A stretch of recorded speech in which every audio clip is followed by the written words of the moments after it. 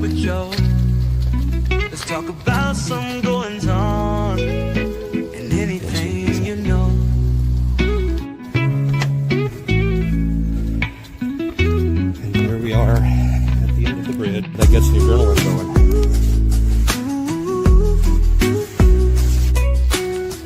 Okay, I tried to go live. Just cannot get enough signal out here to go live. Here I am at the south Good morning, good morning. Get in here and grab a cup of Joe. Let's talk about some goings on and anything you know. This is the restaurant right down the hill, which I'm using here with no trespassing signs. There's a big piece of pasta on this side, so we're going to go down here and try not to fall on my ass. Good morning, good morning. Get in here and grab a cup of Joe. Let's talk about some goings on and anything. This embankment here with the ladder surface is only the first the last hour of the shift he came to church for 5:30 to 6:30. He stopped here and looked around for Good morning, good morning. Get in here and grab a cup of Joe. Let's talk about some goings on and anything you know. people have definitely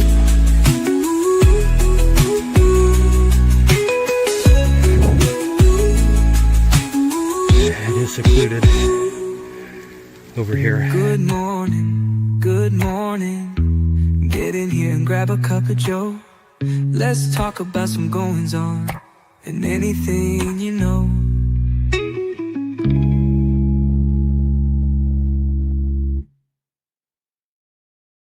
Good morning, everybody. Good morning. Welcome in.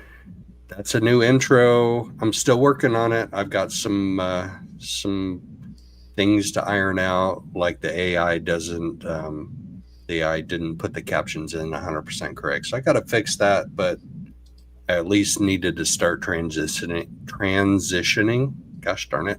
It's Thursday, feeling like a Monday already. Salty, welcome in. How are you doing? I'm doing pretty good. I can't complain. I can. Do you want me to do your complaining for you? Yeah. Oh, goodness gracious. Thanks, everybody, for coming in. Right. Yeah, thank you for coming in. Good morning, everybody. Forrest, Dizzy, Star Hunter. It's good to see everybody in here. Sujoy, you're in here too. Pammy's in here. Oh, my goodness. We got all my friends coming in to join us. Thanks, everybody, for coming in. A little true crime with your coffee this morning. I got a couple of cases that I've already been dealing with that we're going to take a look at. But first, we're coming up on March Madness in Indiana. We got March Madness everywhere, but Indiana is like the March Madness-y of all March Madness places. So we're gonna take a look. I got to do my sports update. Salty, I got to do my sports update. Back in 1998, my wife was pregnant with boy number 4, had 4 boys, and we're in the hospital in Indianapolis. She's in labor. And on the TV in the hospital room, this was March 14th, 1998. And on the TV is the NCAA tournament. Valparaiso is the team in yellow that you see there. And Ole Miss is the team in white. Ole Miss is the favorite by a mile. Like Valparaiso is like the Gonzaga before there was a Gonzaga. 1998 Valpo is the underseed. It's like, I don't know, maybe a 13 seed versus a 4, something like that. But Valparaiso is like halfway in between Lafayette and Chicago on I-65. So it's an Indiana team, it's an underdog, and I'm watching this tournament while my wife is in labor in the hospital in 1998. And this happens. So we're going to watch what happens, and then I'll tell you what happened in the hospital room. You probably don't know this, but his dad, Homer Drew, is the head coach of Valparaiso. And Bryce Drew also later becomes a head coach of a different college team. But Bryce Drew is one of the starters and one of the stars for Valparaiso. He just missed a shot that would have either tied or won the game. I didn't see if that was a 3. It doesn't matter. He missed. Seriously, he had to recruit his own son to his own basketball team for real? I don't think so. Anyway, that Ole Miss was the 4 seed. That means that Valparaiso was a 13 seed. So this is definitely an underdog. Mississippi, Ole Miss is up by 2. They're going to the free throw line with like 4 seconds left. It's like over, right? It's over. It's totally over. 5 seconds left. He misses both free throws, up by 2, tips the ball out of bounds to Valparaiso. They have to go the full length of the court. And I'm watching this in the maternity ward, in the delivery room with my wife in labor on March 14th, 1998. God, she makes it. And did you just hear that announcer yell and scream? That's what I did in the delivery room with my wife in labor. She's still a good 8 hours before delivery. I can tell you that now. But I yelled and screamed, and the nurses came running in, and the doctors came running in, and they're like, "What's going on? What's going on?" And I'm like, "Did you just see that?" And all the nurses like shook their head at me, and they're like, "Oh my God, are you serious, dude? Are you serious?" And the doctor stays around, and he's like, "I got to watch that replay." Indiana police say a Valentine. 3-quarter court pass. Oh, shoot. Hold on.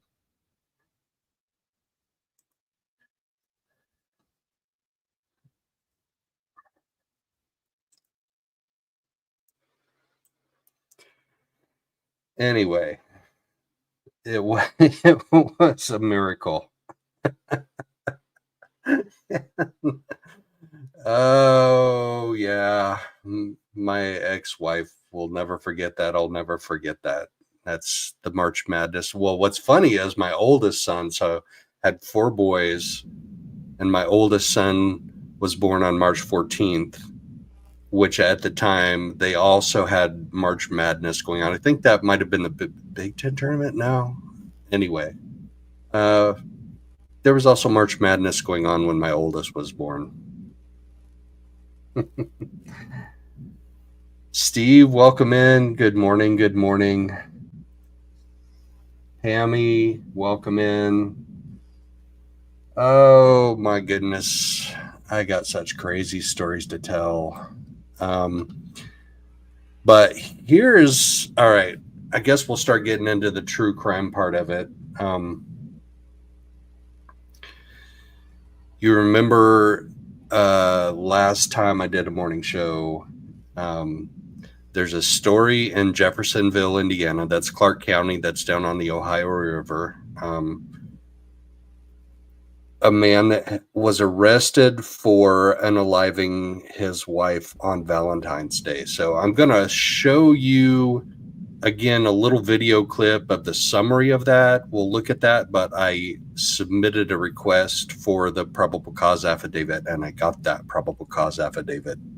It's 8 pages long, and it's full of some interesting details. So that's part number 1 this morning, is to go over the probable cause affidavit. This dude did not lawyer up. He confessed everything to the detective in the hospital room, and then he did it again when they got to the Jefferson City Police Department. He confessed. He fully confessed. So there's not much wiggle room for him in this case, but there are some details that are disturbing that we're going to take a look at. And then I've got some documents in the Lori Vallow Daybell case too. I downloaded There are 2 motions in limine that are going to be discussed next Tuesday morning at Lori's hearing in Maricopa Superior Court. Only one of those is available online, and I will show you guys that only one of them is available online. So there's a motion in limine about the testimony of her brother Alex Cox that is not available online, but it is mentioned in the hearing, it is mentioned in the court document. So we'll take a look at the one that involves Tylee's testimony, but we can't see the one that involves Alex Cox's testimony, which is interesting. So let's take a look at this summary about this case in Jeffersonville that happened on Valentine's Day. This tragic case. They have 3 kids. They were married for about 4 years. And the kids were in the home when this happened. Indiana police say a Valentine's Day celebration turned into a brutal murder scene when a husband, furious that his wife didn't appreciate his romantic plans, allegedly stabbed her 40 times. Taylor Meyer is accused of beating his wife with a wine bottle and repeatedly stabbing her while the couple's 3 young children were asleep in their home. And after the alleged attack, he's accused of then sending a photo of her dead body to her alleged lover with the caption, "Your fault." Stay tuned as I walk you through what happened. For Law and Crime News, I'm Kennedy Walker. It was Valentine. So it's Valentine's Day. This couple had already been having problems. Like, she had been stepping out on him for a while, and we're going to see in the probable cause affidavit that he had an old high school friend that saw her and another dude like holding hands in a casino that was a couple hours away from their home. But when they said having problems, that's probably an understatement. Valentine's Day 2025. Taylor and Deborah Meyer, a married couple in Jeffersonville, Indiana, were supposed to be celebrating love. But by the end of the night, Deborah was dead. Court documents obtained by WAVE revealed Taylor had planned an elaborate Paris-themed evening, buying Deborah a dress, ordering dinner, and having their children draw pictures of the Eiffel Tower. But police say when she didn't seem impressed, Taylor allegedly snapped. According to a probable cause affidavit, officers with the Jeffersonville Police Department responded to the couple's home late on February 14th after receiving a call from someone claiming Deborah was in danger. The caller allegedly said he'd received a distressing call from Deborah's phone. The caller. So they talk about a caller. This caller that called 911 that said that she was in distress is actually the guy that she was supposedly having an affair with. So that adds a little twist to it, and we're going to see that in the probable cause affidavit here in a couple minutes. And could hear her yelling for help. When police arrived, they knocked on the door, but there was no answer. The man who called 911 then made his way to the house. That's when he allegedly received a chilling photo from Deborah's phone, reportedly showing her lifeless body on the floor. Officers eventually forced their way inside. They found Deborah brutally beaten and stabbed dozens of times. Taylor Meyer was arrested. In an interview with detectives, Meyer allegedly confessed to killing his wife, explaining that their marriage had been strained since he saw a photo of her holding hands with another man in January, referring to the other man as her co-worker.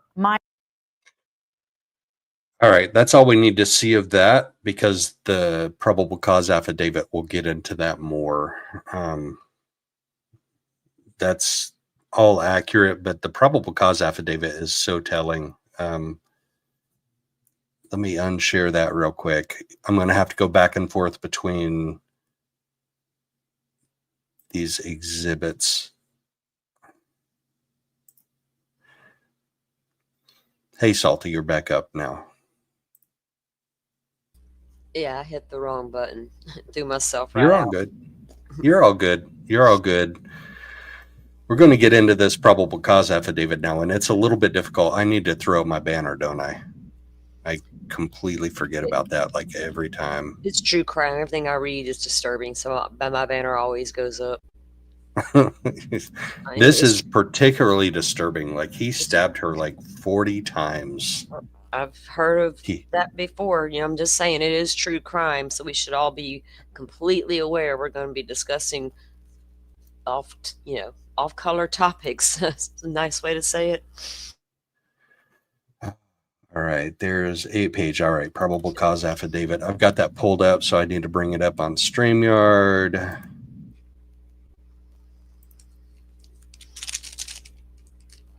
Here we go. This is the probable cause affidavit I got from the Clark County clerk's office. Filed February 18th. So we know this happened on February 14th, and they went to the hospital that same day, February 14th. Murder, strangulation, aggravated battery with a deadly weapon.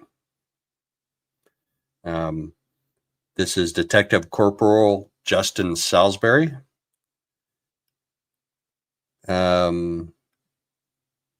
He believes he has good cause to believe that on the 14th day of February 2025, so this is Valentine's Day again, and anybody that's been in relationships knows what Valentine's Day can be. It can be stressful.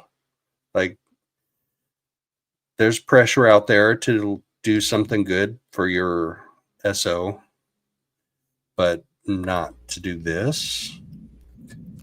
All right, your affiant, Detective Corporal Justin Salisbury, is a detective with the Jeffersonville Police Department. That's in southern Indiana along the Ohio River. That's right across the river, actually, from Louisville. Salty, where's that other case in Kentucky? Do you remember what city that was? Which case? Steins, Mickey Steins. Letcher County. Letcher County. Do you know how close that is to Kentucky? Like, how far away from? Yeah, I don't know. It's in Kentucky, but I don't know how far it is from this place. I don't know Kentucky like that. Right, me either. But I know Kentucky is adjacent to Indiana, and here we have more stuff going on. This talks about his past. The information contained in this affidavit is based on your affiant's personal participation and the information provided to your affiant by other sworn law enforcement officers, blah, blah, blah, blah, blah. Here we go. Now we're getting into the details. On February 14th at approximately 11:38, and I assume that's 11:38 p.m., but I don't know. It could be 11:38 a.m. because usually police officers talk in military time, which is 24 hours, right? So if it's 11:38 p.m., it would be 23:38. So maybe this is 11:38 in the morning. I don't know. It should be noted that this residence has a Charlestown, Indiana post office address, but is within the city limits of the city of Jeffersonville. So that's important just because Jeffersonville Police Department has jurisdiction over this, which is why this particular officer is responding to this. Per the call notes, an individual identified as Seth Firkins. That's a name we need to know because that's an important name in this case. Contacted Clark County Central Dispatch and advised the following: that he received a cellular phone call from a female screaming. He was not at the scene where the reported disturbance was taking place. He advised dispatchers the address was 6619 Westwood Drive. He knew the female screaming, and she was verbally identified as Deborah Meyer. The male on scene engaged in the disturbance was known by the caller and identified as Taylor Meyer. Taylor Meyer was the guy we saw in that video we just watched. Her husband, per the initial responding unit, Patrolman Biller with the Jeffersonville City Police, Seth Firkins arrived on scene abruptly by vehicle. So she called him, he called 911, he headed to the house. As a perimeter was being established by patrol officers, while patrol units were speaking with Firkins, and I'm telling you right now, Firkins is the dude she was supposedly having an affair with.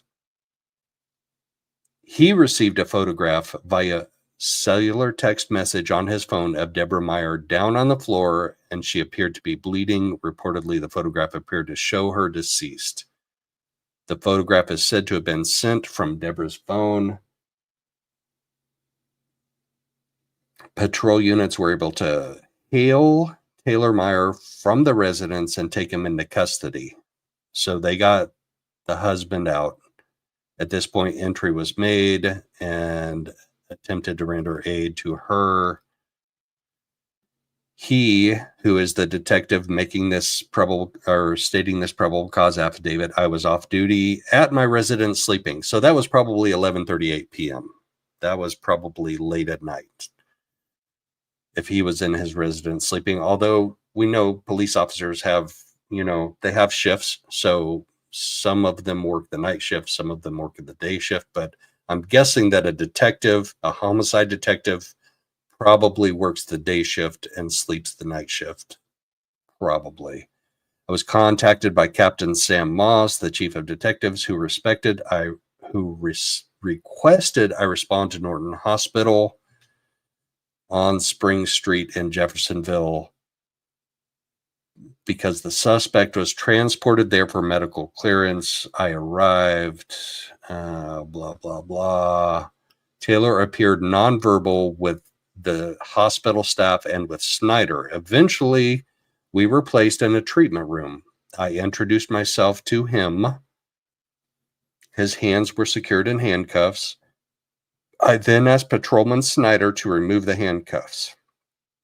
So here we start with the read technique. He's going to build a rapport, right? I advised him of his Miranda rights, which I read from a card at approximately 1:32 a.m. on February 15th, 2025. I took an audio and video recorded statement from Taylor Meyer. This is after he gets Mirandized on my issued body cam. The following excerpts are not intended to be exact transcript of the dialogue, and the best source of accuracy detailing our discussion would be the actual video and audio file in their entirety. The file is kept in evidence. Oh, wow. You keep witness testimony and interview video files on file? Maybe you can go teach Carroll County a thing or two. Meyer did not ask for legal representation after he was Mirandized. We began to establish rapport. I wonder who he means by we. We began to establish rapport with me. It's probably he. He began to establish rapport with me, or I began to with him, and he informed me, all right, trigger warning, guys. This is tough stuff, and I probably should have said that earlier. He had 3 children, ages 4, 2, and 1, in common with Deborah Meyer. He resides at 6619 Westwood Drive, where the death investigation was being conducted. I did not observe any obvious signs of trauma to his person. I could see a red substance that appeared to be consistent with dried blood on both of his hands while I was speaking to him. I had Detective Dalton. Okay, so that's we. There's a Detective Dalton with this particular investigator. Take some initial overall pictures of his person for documentation. Taylor Meyer informed me he had been married to Deborah Meyer 4 years. The two had dated for 5 years prior to their marriage. So they'd been together, quote unquote, together for 9 years. He told me in early January he was sent a Facebook message from a female he identified as Lindsay Lozier.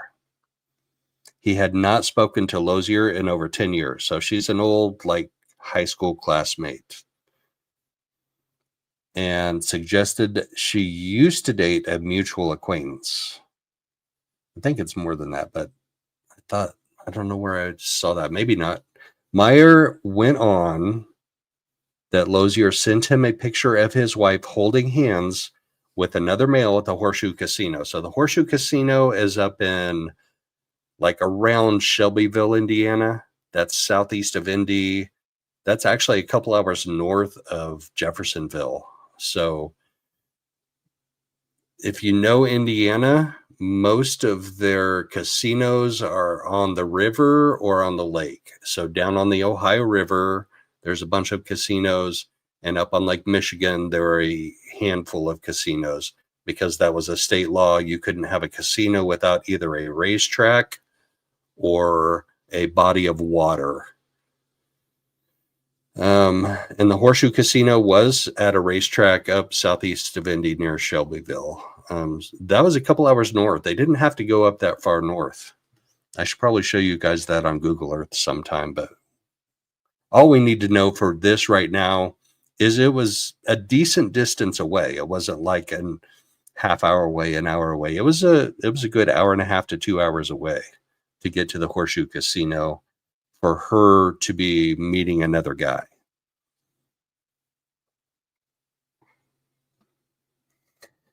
Yeah, Pokemon, I don't know. That's a good question, and it's something to think about, and maybe we'll find out as we go, but I don't think through the PCA we know. I don't think through the PCA we know. And that's interesting. Why would somebody who let's read that paragraph again. He was sent a Facebook message from a female he identified as Lindsay Lozier. He had not spoken to Lozier in over 10 years and suggested she used to date a mutual acquaintance. I think there's more to that. I'm with you, Pokemon. I think there may be more to that. Anyway, he was familiar with a male as being a co-worker of Deborah, his wife, named Seth Firkins. All right. I found Seth Firkins' Facebook page, so we're going to look at that right now. Seth, we're coming to look at you. I've been stalking you on Facebook.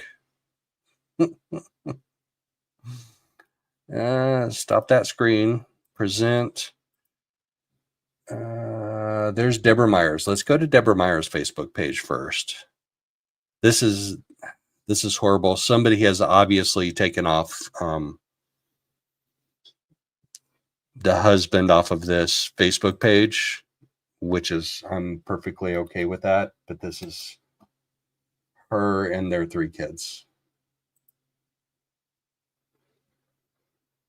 Just absolutely heartbreaking.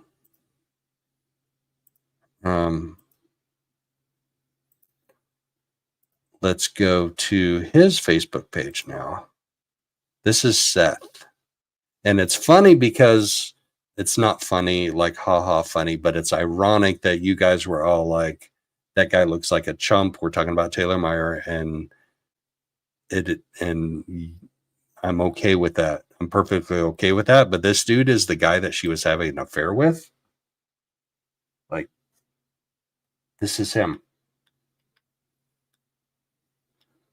I don't get it. See, he's friends right there with Deborah Meyer. You see that? She was having an affair supposedly with this dude. So, whatever. Y'all can have your opinions about that. I've got mine. We're going to continue going through the PCA. That just, like, you can say what you want about that. I'm not saying anything. We're going to continue with the PCA. So Lozier sent him a picture of his wife holding hands with that dude we just saw on Facebook with another male at the Horseshoe Casino up southeast of Indy. This caused a strain in their marriage. You think? All right, I got to close out of that. I can't look at that dude's face anymore. Or the kids. Oh my gosh, they had 3 kids, 4 years old and younger.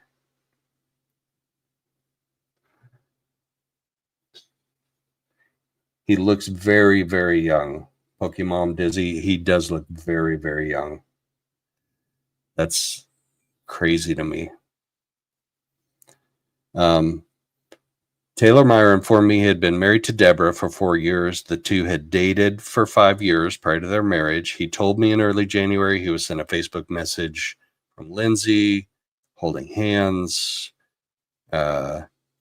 He also had knowledge, so that we're in the next to the last paragraph, the two were in some sort of clandestine relationship and was saved in Deborah's phone contacts as quote unquote, my best friend Emily.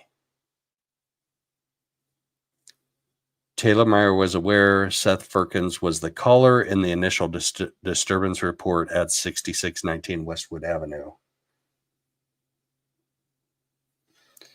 Taylor Meyer went on to describe the events on Valentine's Day of this year, so less than a month ago, 3 weeks ago. He had arranged a Valentine's Day celebration at their residence, and he bought her a dress and bought dinner from Kansai. I don't know what that is. He described a Bringing Paris to You themed event and even had the kids draw pictures of the Eiffel Tower as decorations in preparation for the dinner. He suggested he put a lot of effort into the Valentine's celebration. So this is the detective reporting what the murderer is telling him. And I know we've all seen interviews with detectives and suspects where the suspects don't always necessarily tell the truth or they exaggerate it. So we probably don't know where this falls in that. I have requested the videos of the interviews with him. I haven't got those yet. I haven't got a denial or an acceptance of those requests. If I do get them, we'll probably take a look just to see his state of mind and responses. He had the kids draw pictures of the Eiffel Tower. He suggested he put a lot of effort into the Valentine's celebration. But at this point, he already knows that he has a picture of her seen with another guy. It's not like this was the day before. It was weeks at least before that he knows this. So he's like, all right, I'm still gonna try and do this thing on Valentine's Day. He said it was the hardest I've ever tried. She didn't give an F. He was explaining to me an unknown time period after dinner. So they had the dinner, they had the Valentine's dinner, they had this back to Paris thing. There was an argument in the garage of their residence, and she decided to drive off in her Ford Explorer. He said to her, "You're going to drive off right when your boyfriend gets off work. That's pretty convenient." He described he was upset. He was again staying home with the 3 kids as they were already sleeping by this point in the night. So the kids had already gone to bed. This is late at night on Valentine's Day. Okay, yeah. So that 11:38 time frame we saw earlier, that was definitely PM. He had some strong animosity towards her for leaving and said, for the last 2 months. Okay, now we know a time frame. For the last 2 months, I've been staying home with the kids every Saturday night while she goes and fucks whoever and lies to my face about it. He detailed Deborah was gone for approximately 20 minutes and then returned. Okay, well, she's not doing that night if she's only gone for 20 minutes. And then returned to the residence. Taylor Meyer explained that they were in the shared bedroom in the lower level of the residence. He told me she was in an adjoining bathroom and he was trying to go through her text messages on her smartwatch. Oh, damn. Oh, damn. He was going through her text messages on her smartwatch. So she goes into the bathroom and he gets on her smartwatch and starts going through her text messages. She exited the bathroom. He demanded her cell phone. She refused. She said, "It's mine." The two begin to have a physical confrontation. Okay, it gets physical. He stated that during the argument, she punched him in the face and he grabbed her and took the cell phone and told her, "I'm stronger than you." During the initial interview at the hospital, that it was all wrestling and hitting, and I started choking her. She hit me with a water bottle, and I hit her with a wine bottle, and then I went and got the knife. Trigger warning, people. Trigger warning. She kept asking him, "Well, what are you going to do? Kill me? You're going to hurt me and leave our kids with no parents?" That is exactly what he's done. That is exactly what he's done. He described her yelling for the kids, yelling for the cops to help her. Meyer detailed during the initial physical confrontation, he choked her with both hands and then sat on her back, utilizing his weight. He's about 215 pounds to pin her to the ground while he manually went through her physical cell phone. Dude, there's so many other options. He was familiar with the passcode to the device. He placed a voice call to her quote-unquote boyfriend, Seth Firkins, who we just saw his Facebook page. He said the call was answered, and he told him, it's your fucking fault. You want to ruin my marriage and tear my family apart. He advised her, yelling at this point. Taylor advised Deborah is yelling at this point during the call. He said nobody on the other end of the voice call said anything. He told his wife, I've gone too far. There's no going back. I crossed the line. I can only take so fucking much. He described she did not have any weapons at this point, and he was a guy and just stronger. Asked what type of knife he retrieved from the kitchen. Oh, Lord. He described it as a big-ass kitchen knife, a long one. Yeah, I can't do that. He said what he did with her, with that knife, to her with that knife. I wanted him to clarify if he thought she was still alive prior to him stabbing her, and he described her as already being unconscious when he returned to the bedroom with a knife, and believed that he had choked her to the point of losing consciousness or death prior to using the knife. He described the entire altercation as a screaming match. No, I think it was a little bit more than that. He did use her device to take a picture of her body and transmit a photo of that to the contact, my best friend Emily, who we know was that Seth Firkins dude. Yeah, right, Pokemon? Just walk away. Just walk away.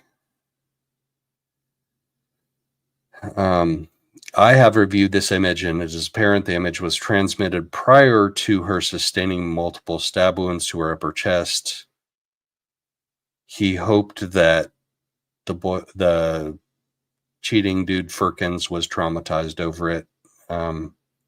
Just wanted to be honest. You guys are just doing your job, and you guys are like, we have to go to the hospital for this guy who just unalived his wife.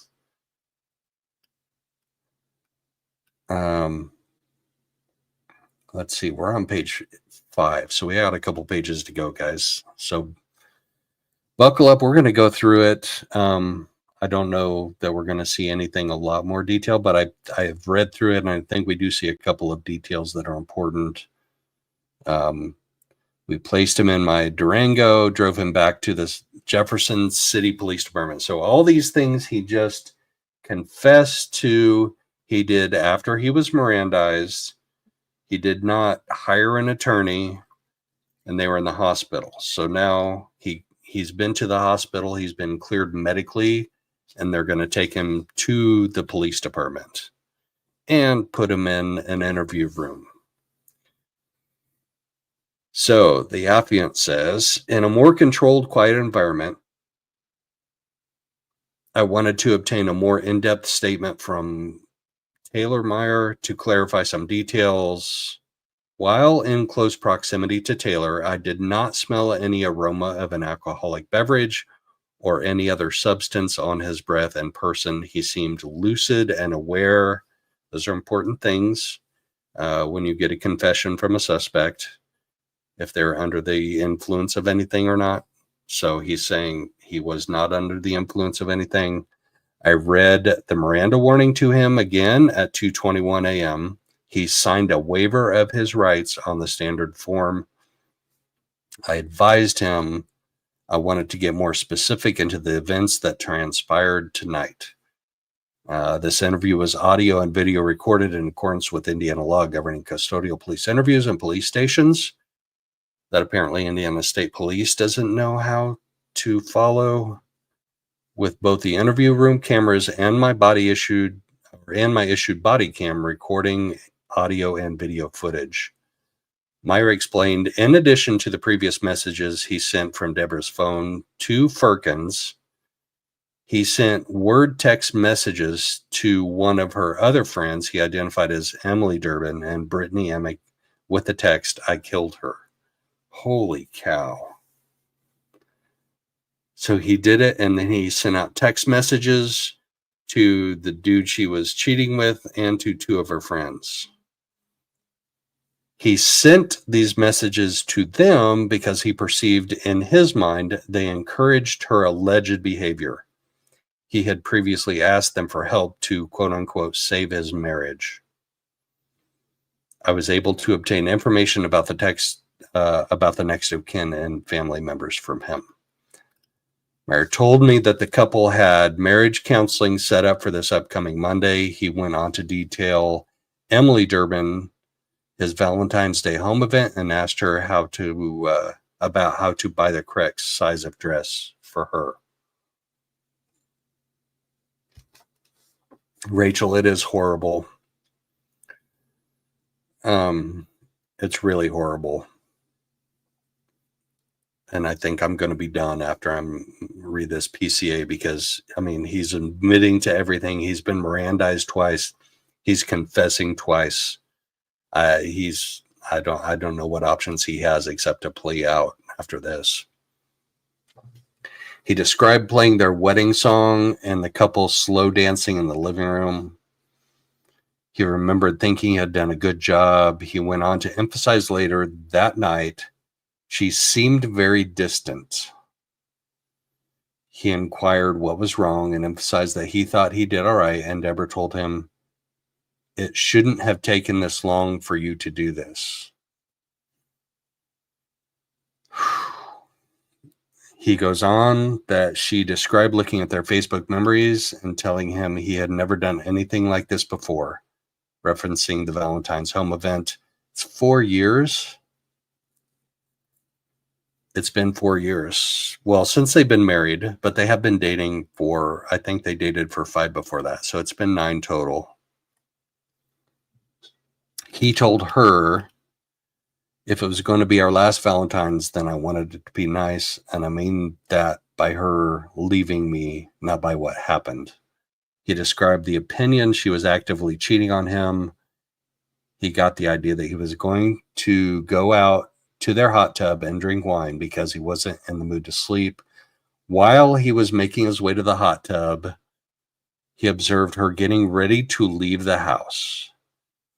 And this is when they had what he described as the garage argument. When he asked her where she was going, she was driving the Ford Explorer. He explained he was pissed and was upset she was going to drive around.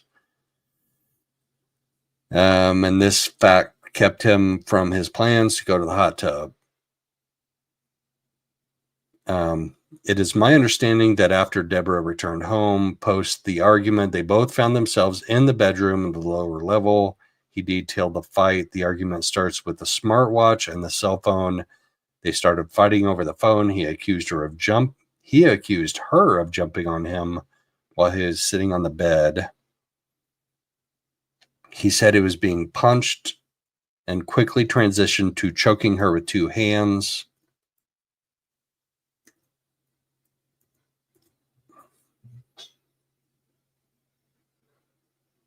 When she woke up from being strangled to the point of unconsciousness, she said she blacked out. And when she woke up, she said, "What the F are you doing?" He told her, "I've already crossed the line. There's no going back." Choked her again to unconsciousness. Started going through her phone while maintaining control of her pinned to the ground. Let's go down next to the last paragraph. He said he told her, "There's no going back. It's either you or me have already gone too far."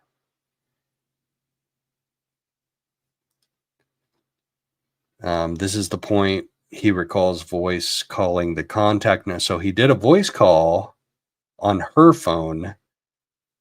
He believed was Seth Firkins. So that was my best friend, Emily. best friend, Emily, telling him this is all your fault. He detailed her screaming, "Get off of me." Second choking episode, headlock. I asked him how long it took for her to quit moving, and he told me she asked for a drink of water. So he grabbed the water bottle from the nightstand and let her have a drink of water. Wow. This dude is something. And I'm pretty sure, I haven't seen it in the court documents, but I'm pretty sure his attorneys have asked for a psychological evaluation, which makes sense. But does not excuse this. This is nuts. He informed me the plastic bottle didn't hurt him. He said, I actually punched her in the leg, the stomach, the cheek. She said, are you going to kill me? And she balled up in the fetal position. He choked her again. He went and got the knife. We're going to scroll past most of that. According to two detectives at the scene, she sustained extreme trauma to her chest area. Preliminary autopsy reports give an approximate number of stab wounds to the chest as 40. A wine bottle, cell phone, and large kitchen knife were located in close proximity to her body in the bedroom. He told me he heard what he now knows to be police breaching an entry point of the residence. He went to investigate the noise. I don't have specifics relating to the apprehension, but he was described as being non-compliant and had a taser deployed to incapacitate him, as evident from the probes stuck in his back. He said he loved her beyond belief and he wanted to work it out. Dude, that ain't the way to do it.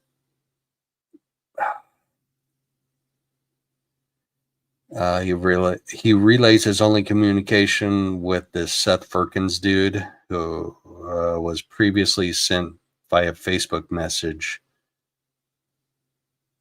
That's my wife, and until it is not my wife, stay away. He alleged that Deborah told someone unknown to him by text messages that he read previously she and Seth really liked each other, and she planned to keep communicating with him, and once she obtained her W-2 form, she was going to ask for a divorce. Okay.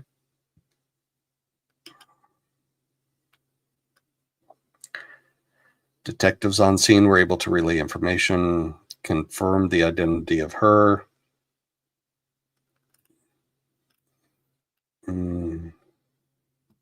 During my interaction with Taylor Meyer at Jeffersonville Police Department, Detective Bale and I photographed him, the suspect in his entirety, and noted the marks from taser probes and a small red mark on his left thumb area that Taylor described he sustained from Deborah biting him during one of the altercations. Those defensive wounds are huge in cases, even where you get suspects that don't confess twice, multiple times. Via a separate search warrant we had in our possession, we collected swabs from his hands of the dried red areas and a known subject sample for DNA in the form of a cheek buccal swab. His clothing was also collected at the time and logged for processing. Here we go. Scene imagery. This is interesting. Further scene imagery documentation and forensic analysis will be forthcoming as the scene was documented by a Faro 3D scanner during the processing of the scene via a search warrant. So they're quite common. They're used a lot. People just start learning that now. But yes. So that's kind of cool. They went in there with a Faro scanner and documented the scene. It's not cool that she is deceased, and now there are 3 kids that don't have a mom or a dad. All right, that's it for that. I'm done with that. Man. That's a true crime scene documented with a Faro scanner. And now we can get into the Lori Vallow Daybell docs.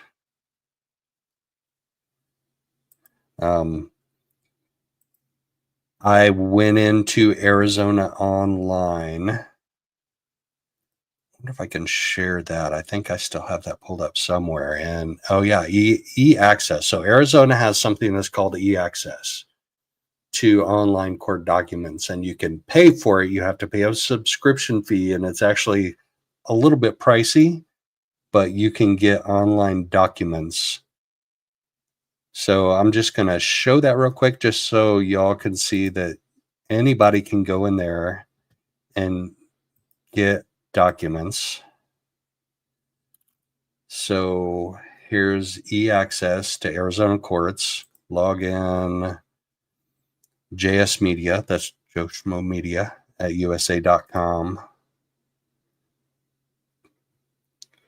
And we'll go into first name, middle name, last name. Let's do Daybell. Let's see what we can find for Lori.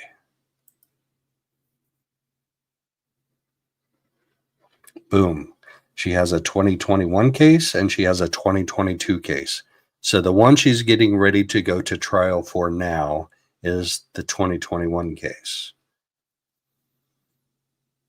And we saw, so I'm going to unshare this real quick so I can show you the other document that tells what her hearing next Tuesday is going to be about.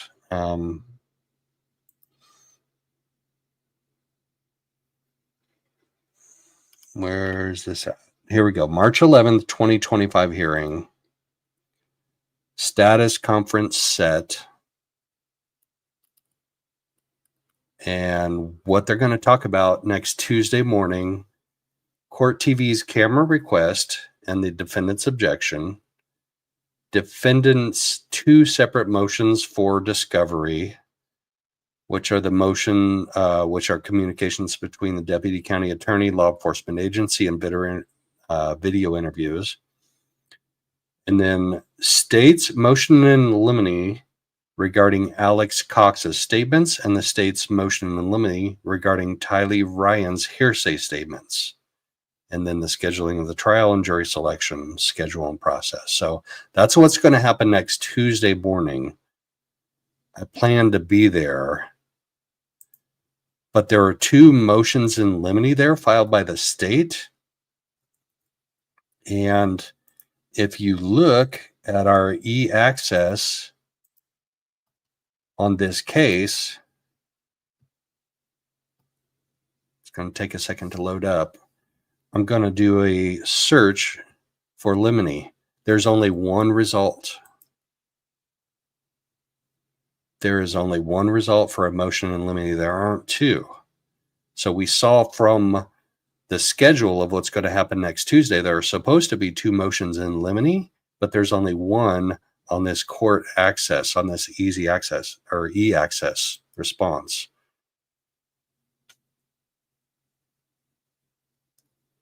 Load up, load up, load up. Oh my goodness. It can't be this hard. There we go. All right, it's loading up. So this is the motion in limine regarding Tylee Ryan's hearsay statements. This isn't the one, and I can't find the one regarding Alex Cox's statements. So I'm really, really curious about that second motion in limine that I cannot find. So what if we go back and we look in her other case file? Maybe it's associated with the 2022 case. Let's do a search for motion in limine there. There are 0 motion in limines on the 2022 case. So what's going on with that Alex Cox motion in limine that the state filed? I don't know. But we do know about the one for Tylee. So let's look at the one for Tylee.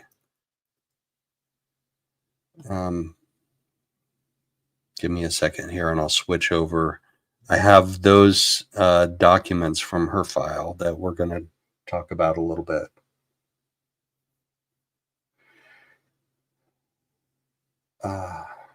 Let's see. I'm going to check chat real quick. I'm really, really horrible about checking chat when I get deep into my documents here, people. I'm sorry. Miss Shorty, hey. Oh my gosh, you're in here. Welcome. Pammy's in here. Spitfire. Hey, everybody. Welcome in. Thanks for hanging with me this morning. There's some heavy stuff. Like that case in Southern Indiana is really heavy. But that dude, I think that dude is screwed. Like, he was Mirandized twice and he confessed twice. I don't think he's got any choice, but he's going to plead out and he's going to deserve at least what he gets, at least. Here we go. Charleston, Indiana. Yep, you got it. So if you, Dixie, if you look at that probable cause affidavit, the detective actually says the address, like the street address is in Charleston, but the actual jurisdiction is Jeffersonville City. So the Jeffersonville PD had jurisdiction over that case, which is why we saw that PCA from a Jeffersonville police officer. We don't need that probable cause affidavit anymore. Nope, we don't need that. Present. We have all of these documents. I had them pulled up in PDF, and now I don't. So I'm going to have to open up another PDF for all of these Lori Vallow Daybell documents, which is fine. I can do that. Y'all just have to be patient with me for just a minute. Lori Vallow Daybell. Let's sort by date. Did the March 11th. Okay, document drop. We have 6 documents. And we're going to put them in order. We're going to go from February 16th. This is the motion in limine regarding Tylee Ryan's hearsay statements. That's next.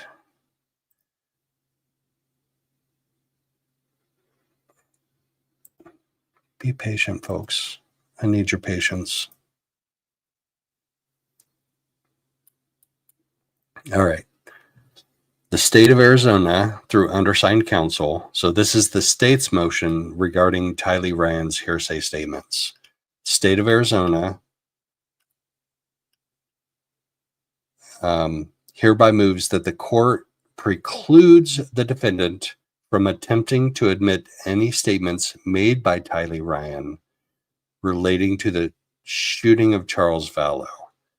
So we saw, and I could pull it up now, but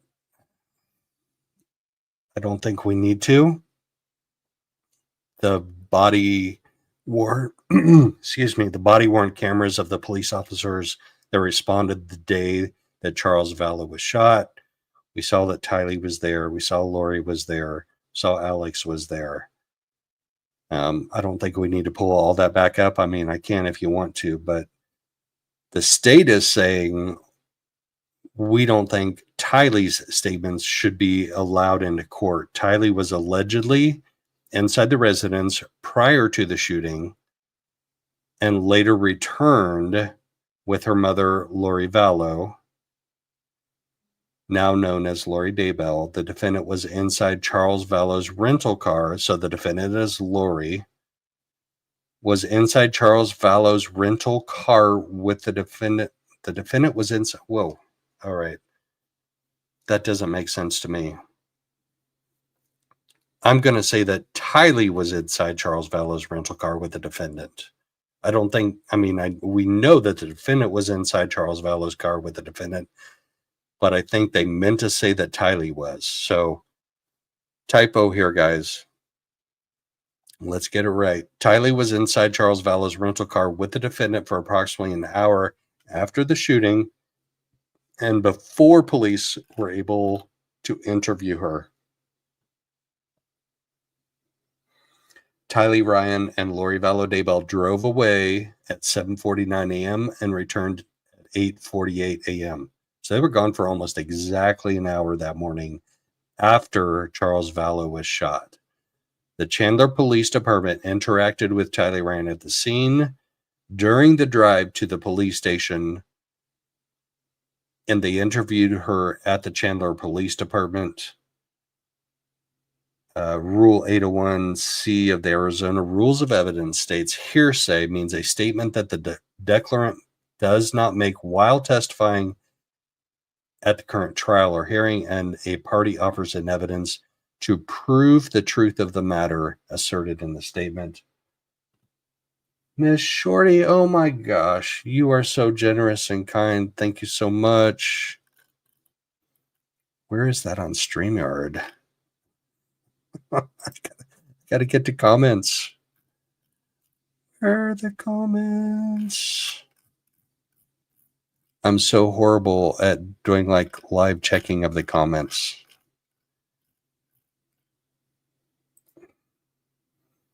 Miss Shorty, you rock. Thank you so much. I appreciate you.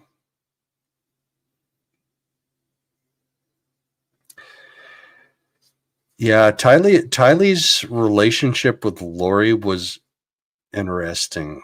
And on the lives that I've done with Kresha and Megan, they talk about that a little bit. And it was definitely a strained relationship. So it's interesting that the state wants to come in now and say that Tylee's statements shouldn't be allowed because they're hearsay.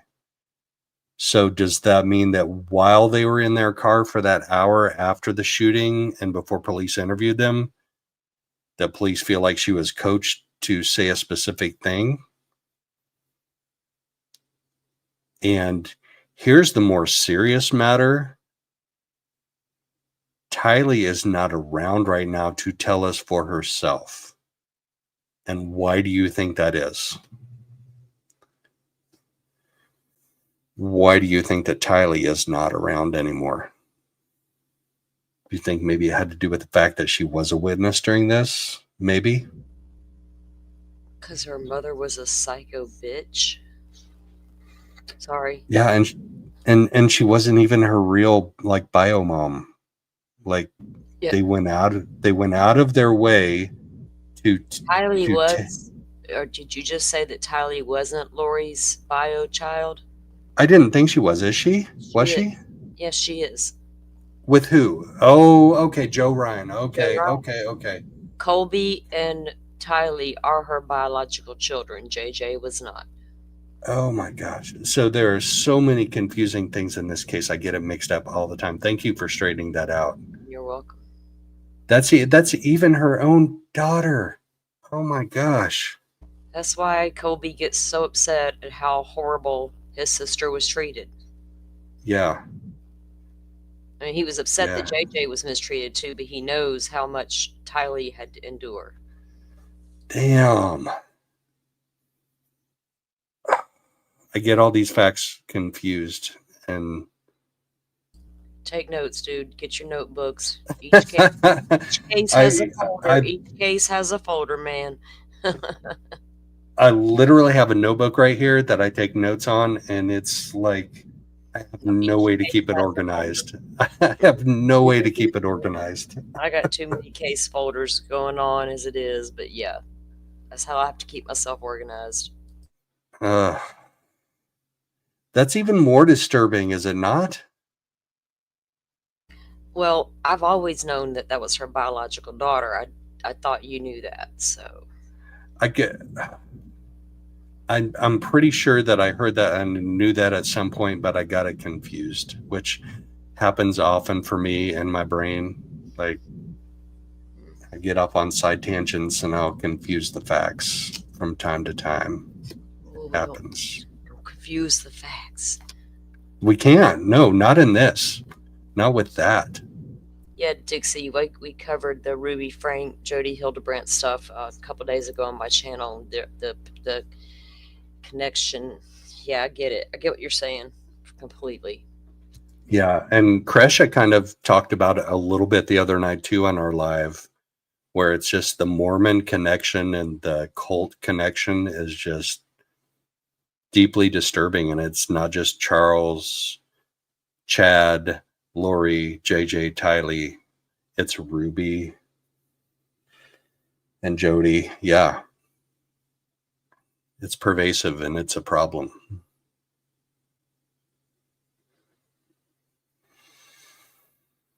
All right. So we'll keep going through this. This motion from the state that says that Tylee's testimony should be excluded. So this is from the state. This isn't from Lori. This isn't from her mom. The state is saying that Tylee's testimony should be excluded. And like I just said, Tylee is not here now to personally testify in this trial. The Chandler Police Department interacted with Tylee Ryan at the scene during the drive to the police station. They interviewed her at the police department. They talk about what the rules of evidence are for hearsay. And then they claim any statements, any statements by Tylee Ryan about the incident are out of court statements that would be offered for the truth of the matter asserted. Any statements made by Tylee Ryan to the defendant, that's to Lori, her mom, the Chandler Police Department, or any other person about the shooting of Charles Vallow on July 11, 2019, are hearsay and therefore inadmissible at trial. So this is any statements that Tylee would have made to the Chandler Police Department. The state is saying those should not be admitted in at trial. Let's go on to the next document. Good comments in chat. Very good comments in chat.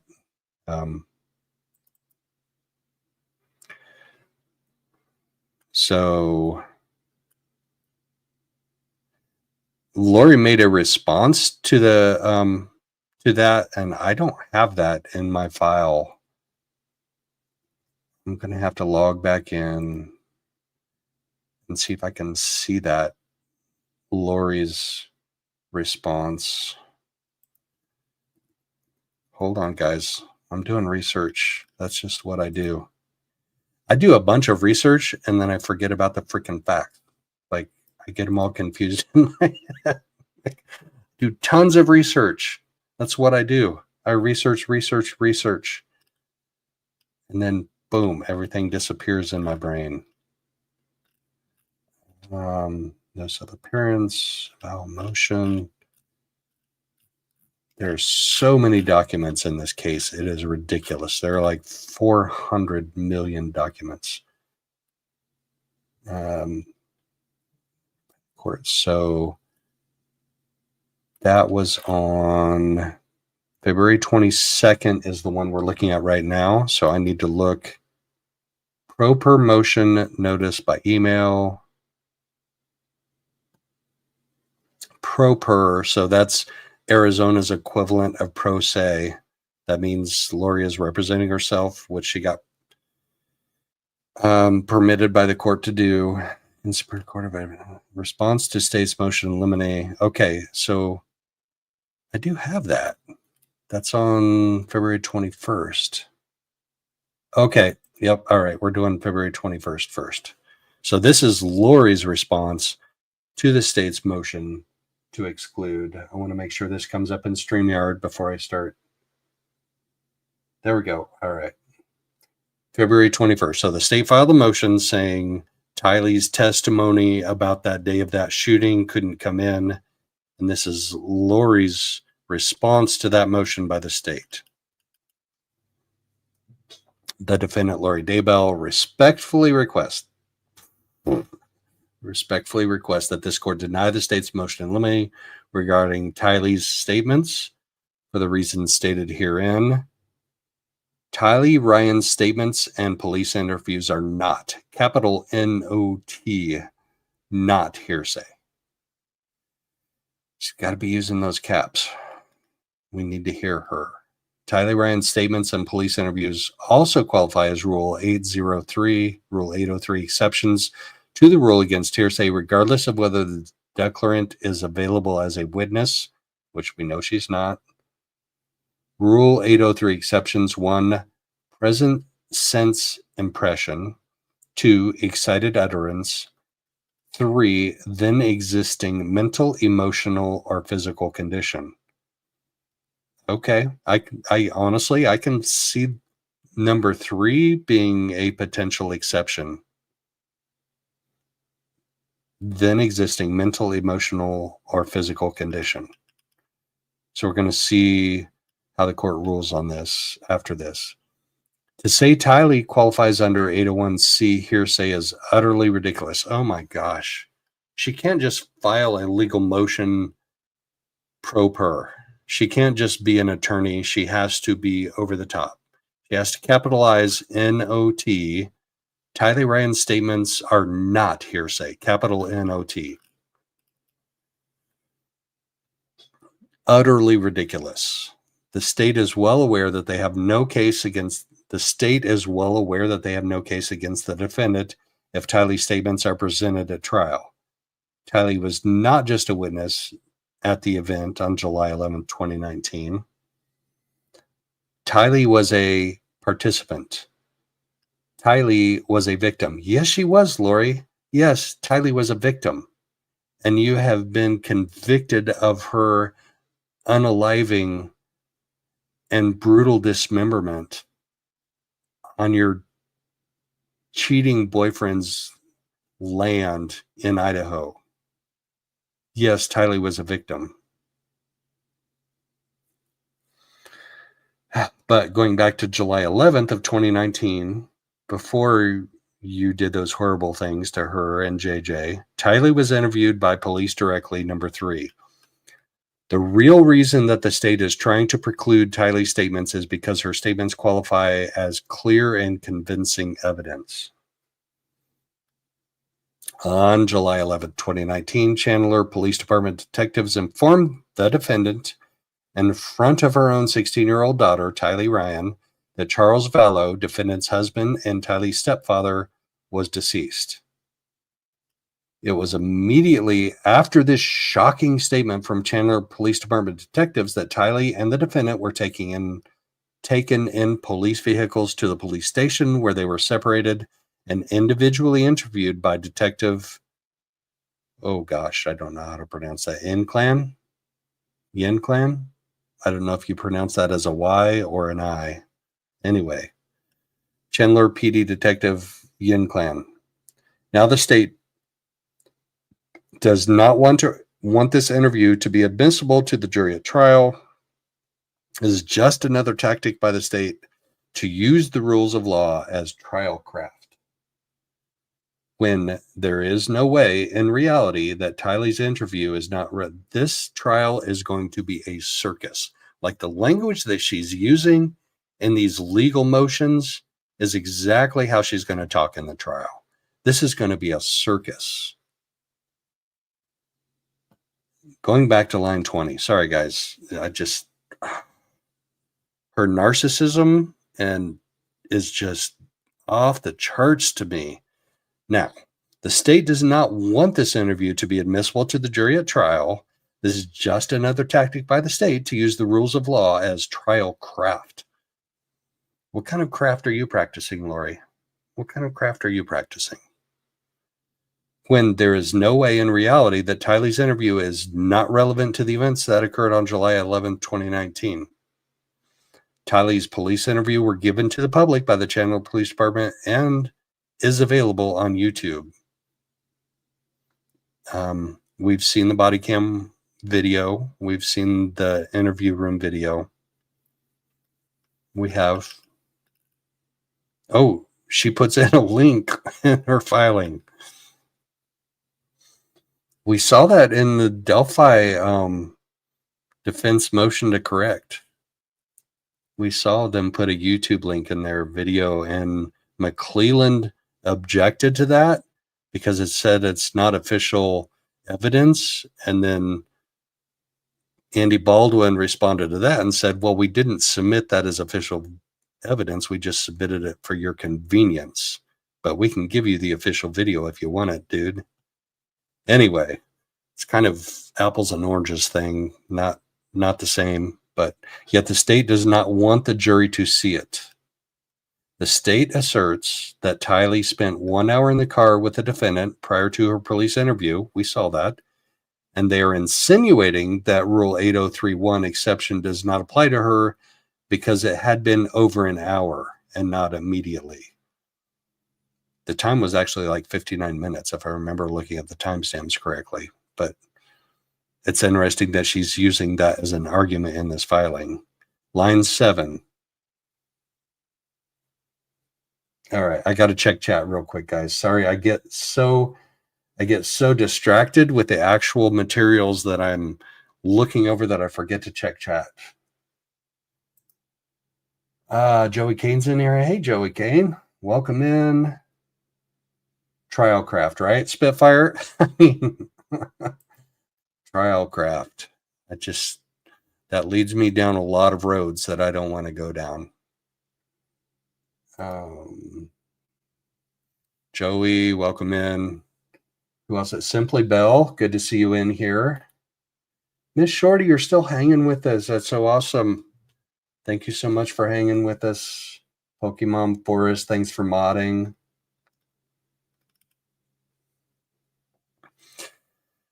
If I alt tab away from this PDF, then I have to alt tab back to it. So I'm just going to keep going down this PDF. Tammy, still hanging in there too. If this assertion is correct, line 7, then the state is the state accusing Tylee of being a co-conspirator? Of course not. What the? If so, this would eliminate the hearsay rule anyway. Of course they're not. The state cannot have it both ways, but you want it both ways, girl. The state cannot say that Tylee is not a victim or that her testimony is not valid. I'm not drawing that connection. I can't. The state cannot have it both ways. The state cannot say that Tylee is not a victim or that her testimony is not valid. I don't get that argument. I don't think the judge will either, because it's just, there's a gap there. There's like a logic gap there, or a legal gap. The state, line 12, the state used Tylee's statements in her Chandler Police Department interview in the grand jury indictment on page 87. When asked by one of the jurors, but did she, meaning Tylee, make any statements about the grappling situation, like who started it and whatnot, and what was actually happening before she left? That's actually relevant testimony that will be extremely relevant in this trial. Did Tylee make any statements about the grappling situation, like who started it and whatnot, and what was actually happening before she left? Because like a couple of weeks ago, we watched that video of the back of Alex's head where supposedly Charles struck him in the head with a bat. And Charles is a former minor league baseball player, and I do not believe that that is a likely injury from a minor league baseball player striking you in the back of the head with a bat. So a lot of this testimony is going to be very, very relevant in this trial. The witness, Detective Duncan, answered, she did. She did. Tylee stated that she awoke to arguing. So that's between Charles and Alex and maybe Lori, right? That she came out of her room and saw Charles yelling at her mother. Okay, so it was Lori and Charles at least, and maybe Alex. And that she had the bat, and she kind of poked it at Charles to get away from my mom. Okay. And then Charles grabbed the bat, took it from her, and said, if you hit me with that bat, you're going to go to jail, is what Charles told her. What? That's the first time I've heard that. But then maybe I didn't hear that complete complete police interview in its entirety. Tylee said that Charles said, if you hit me with that bat, you're going to go to jail. So in pulling the bat from her, she kind of just stumbled forward. So he grabbed the bat, kind of pulled her and the bat towards her, but she indicated she didn't think he was going to hit her with the bat. That's pretty big. Lori, you're the one that's stating this in your motion right now, that Tylee didn't think that Charles was going to hit her with a bat. Dizzy, you have a much better memory than I. I've proven so many times today that my memory sucks. Like, I have a memory for certain things, and apparently the details of true crime escape my memory from time to time. So I'm glad I have people to like keep me in line. Thanks, Dizzy. Thanks, Salty, for keeping me like true to the facts. All right, 804B3AB, statement against interest. This rule also applies to Tylee's statements made directly to police because it, quote unquote, exposes the declarant to civil or criminal liability. Both 804.3a capital exception and 804.3b capital exception apply to Tylee and her statements made directly to police. The state uses Tylee's very statement to indict the defendant, but now does not want the defendant to be able to use the same statements in her defense. That's actually a decent argument. Like, you allowed Tylee's statements in at the grand jury indictment, but now you want them excluded. That's actually a decent argument. I don't have a problem with that. But in a legal document, she goes, "How is this logical? It's not logical. It is ludicrous." And now we want to see that State Farm commercial where ludicrous appears, right?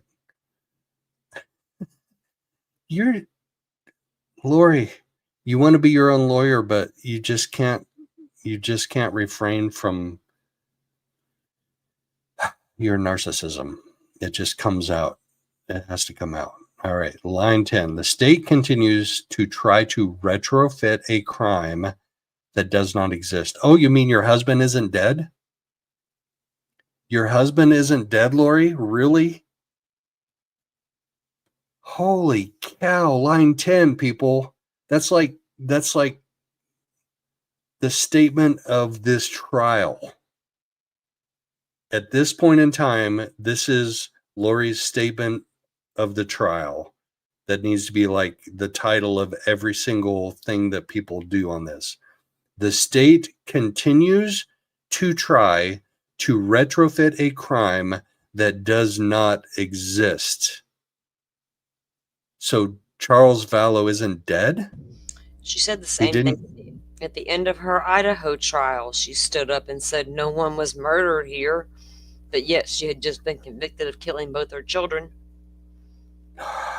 Nothing new for Lori. This lady, oh my gosh.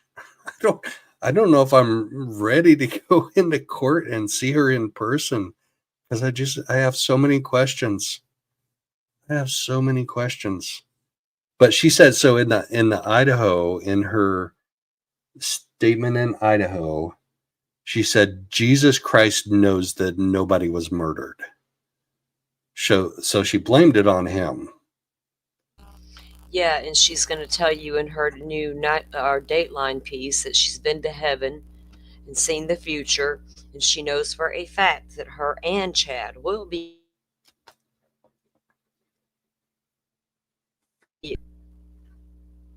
There's that too. I'm gonna have to watch it. So you remember when you went on that last interview that Hidden True Crime, that Lauren with Hidden True Crime had, and I couldn't watch it. Yeah. I am gonna have to watch this Dateline interview. I'm gonna have to. It's got nothing to do with Hidden True Crime, so. Exactly. No. I'm just saying, it's like in my mind, in my mind, I have to like weigh like how outraged I'm going to be at what's going on in the interview versus how much information and knowledge I'm going to gain out of it. Well, That's if you're going to be in true crime long term, learn how to compartmentalize. Don't rage on Lori too bad. She's just a freak of nature. I mean, yeah. she's. I mean, That's it. there's all this stuff you're finding out about her. A lot of us are we're accustomed to it now because that's Lori. But I know it's a lot to take in when you are realizing that's Lori. You know what I mean? It's a lot, but that it is what it is. Yeah, and that's actually really good advice. That's good advice for all of us. Learn to compartmentalize. I mean, You have to if you're going to be in true crime. Yeah, If yeah. not, you need to rethink why you're here. You know what I mean? Not you specifically. I mean, Right. in general. I used Right. to go to a stream that I helped provide a lot of content for, and it was a constant. Let's stop and have a babysitting session first about all the horrible things we're about to discuss. It's like, I'm a grown woman. I chose to do this. We're going to talk about horrible things. Here it is, and it's not for everybody. Yeah, and it's funny because I can do the story that I opened with. I can do that Valentine's Day murder thing, and I can compartmentalize that, and I don't understand why I have such a hard time with compartmentalizing Lori Vallow Daybell and the things that she did. Like, I mean, they're all horrible. It's probably because they involve children. That's why I don't set out to purposely cover the cases with the harmed children. But sometimes when a child goes missing and you start to follow a case, you don't know how it's going to end. And I don't walk away just because something horrible happened. I have to follow through at that point. So, but I don't seek out to purposely find them because I don't like talking about them all the time because they're overwhelming, right? But yeah, sometimes Maddie Soto ended up the way it did. This ended up the way it did. Delphi ended up the way it did when they all went missing. So you never know what the outcome's going to be when you decide to start following the case. But you have to make that's why I'm picky about the child cases that I do cover, and I try to compartmentalize. Of course, I have empathy, but my empathy goes towards the parents or victims and things of that nature, but yeah, you gotta try to compartmentalize it, and when it gets too heavy, it's time to put it down and take a little 24-hour break or whatever's needed. I put all this down and go outside and sit for 2 or 3 hours before I even know it, and I've been with nothing going on in my head. Nothing. Yeah, 100%. And I had to do that after my first live with Kresha. I had to walk away for a couple days and go touch the grass. Yeah. That's good advice though, and I'm still working on it. And I appreciate having people like you in my life who can help keep me balanced and centered. I appreciate you very much. Thank you. You're welcome. Okay, so back to line 10. Her freaking ridiculous statement. The state continues to try to retrofit a crime that does not exist. Like, I'm not a lawyer, and I could just really, really, all of the following exceptions also apply to Tylee statements and police interviews. 1, 8031, present sense impression. 2, 8032, excited utterance. 3, 8033, then existing mental, emotional, or physical condition. On July 11th, 2019, the day that Charles Vallow was shot to death by Alex Cox, Tylee had been previously diagnosed and was currently being treated with medication for all of the following. 1, depression. 2, anxiety. So she is sharing personal medical information about her deceased daughter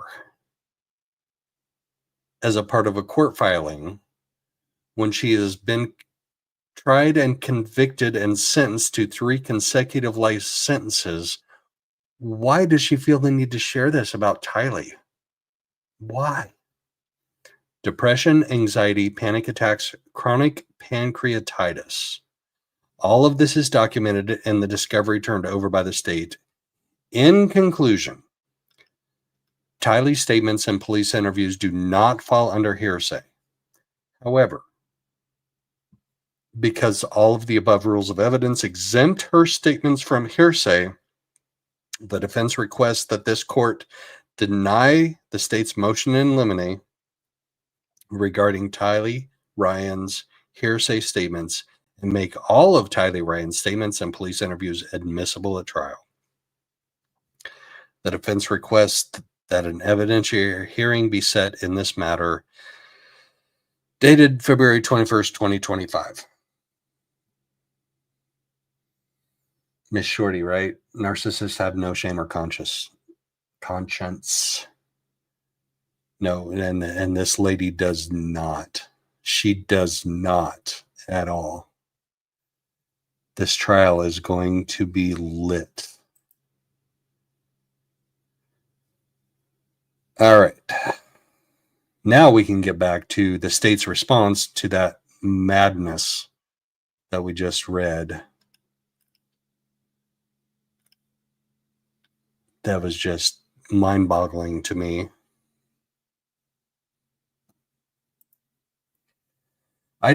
Pokemon, I don't know what the pancreatitis has to do with any of that.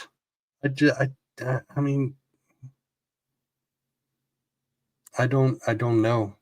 I can't connect the dots that she's connecting in her brain. And I think we're going to see that maybe the judge agrees. I don't know. I have not read the court. I don't even know if the court's ruled on it yet. No, I think they're going to hear it out. Yes. Next Tuesday morning, they're going to hear the rest of this. So maybe the judge will rule next Tuesday on it, and maybe they'll just present additional arguments. It doesn't make sense to me why you would, because you've already made your arguments and your motions. So the state made their motion to not include Tylee's statements. She made her motion to include Tylee's statements, and here we have the state's motion again, arguing against her motion. So back and forth and back and forth. There can't be a whole lot more back and forth on Tuesday. Like, the judge is going to have to say something pretty soon. We're supposed to start jury selection on the 31st. Can't wait too long. All right. The state of Arizona, through undersigned counsel, requests the court preclude the admission of any statements by Tylee Ryan as they are hearsay. Daybell argues that Tylee Ryan's statements are not hearsay because, quote unquote, Tylee Ryan's statements and police interviews are not hearsay. Okay. Daybell cites no authority to support this position. Wait, she's her own attorney and she doesn't include citations in her argument? She just argues that, okay. Arizona Rules of Evidence 801C define hearsay as an out-of-court statement that a party is offering for the truth of the matter asserted. Daybell's argument that Tylee Ryan's statements are not hearsay is incorrect. What? She's her own attorney and she made an incorrect assertion in her motion? What? Daybell next argues that even if the statements made by Tylee Ryan are hearsay, they fall under an exception. Daybell first argues that Tylee Ryan's statements are admissible. This is what I caught too. They picked up on this too. I'm so glad they did, because it was just a disconnect in my brain. Let's pay attention to this, because this is a crucial legal argument right here. Dang it, I got to take a drink. Hold on. Daybell next argues that even if the statements made by Tylee Ryan are hearsay, they fall under an exception.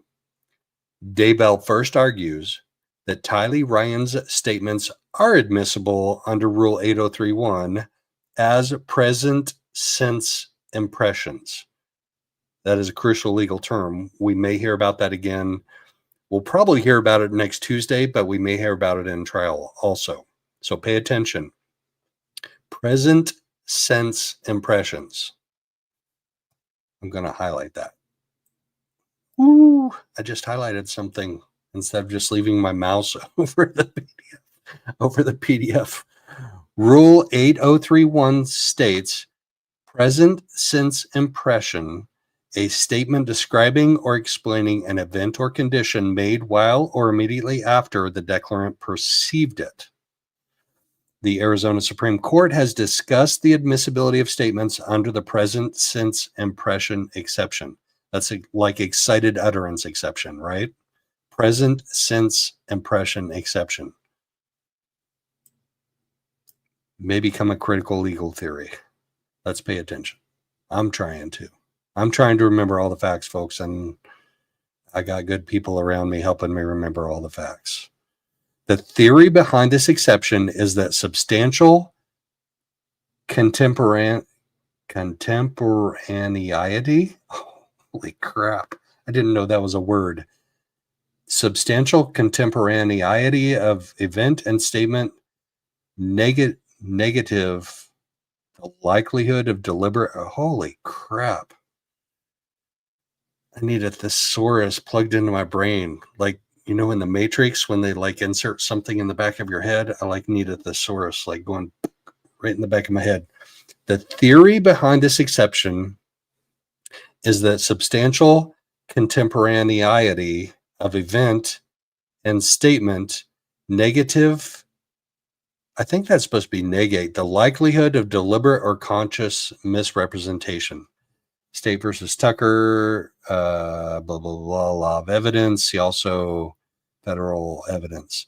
To fall under the present sense impression exception, the statement must describe an event or condition that was perceived by the declarant, and the statement must be made immediately after the event. So immediate, I think that's kind of the argument that Lori was making, like it was around an hour after. What does immediately after the event? I'm going to highlight that just so y'all can see where I'm at now. The statement must be made, quote unquote, immediately after the event. What is immediately? Is it 5 minutes after? Is it a half an hour after? Is it an hour after? That's probably a pretty important subjective interpretation. Surely that's not a word, is he, right? Oh my gosh. All right, I got to go back up and highlight that word. Contemporaneity. I have never seen that word before or anything like it. Contemporaneity of event. Oh my word. Anyway, all right, we're coming back down to the last paragraph on this page, page 2 of 7. Holy cow, we're on 2 of 7. Charles Valla was shot in the residence at 5531 South Four Peaks Drive in Chandler, Arizona on July 11, 2019, between 7:37 a.m. and 7:49 a.m. Tylee Ryan was in the vehicle with Daybell, that's Lori Daybell, when they left 5531 South Four Peaks at 7:49 a.m. Tylee Ryan and Lori Daybell returned to 5531 South Four Peaks at approximately 8:48 a.m. So that's exactly 59 minutes later. So once again, what is immediately after the event? Her interview with the Chandler Police Department began at 10:14 a.m.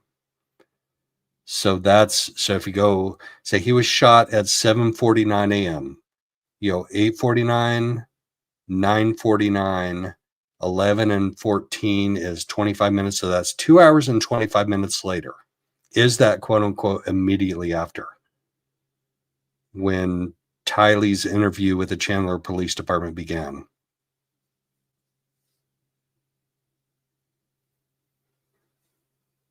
Although Tylee Ryan purported to see some of the events leading up to the shooting of Charles, of Charles Ryan.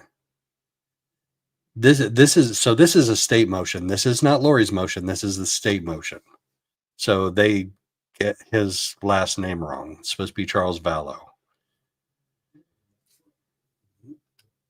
Although Tylee Ryan purported to see some of the events leading up to the shooting of Charles Vallow, not Charles Ryan, her statements made to police were made almost 2.5 hours after the event. That's what I just said. Tylee Ryan's statements were not, quote unquote, present sense impressions.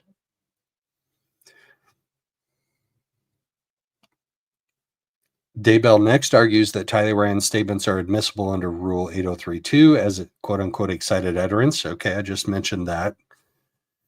I'm an everyday Joe Schmoe, but I know some of these legal terms, but I also forget who's related to who.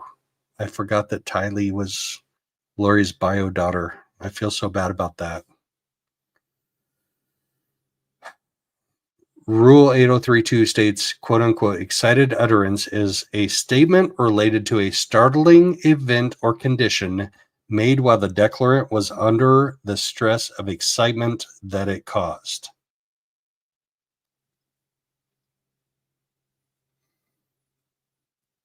To properly admit an excited utterance under Rule 8032, 3 factual requirements must be met. 1, there must have been a startling event.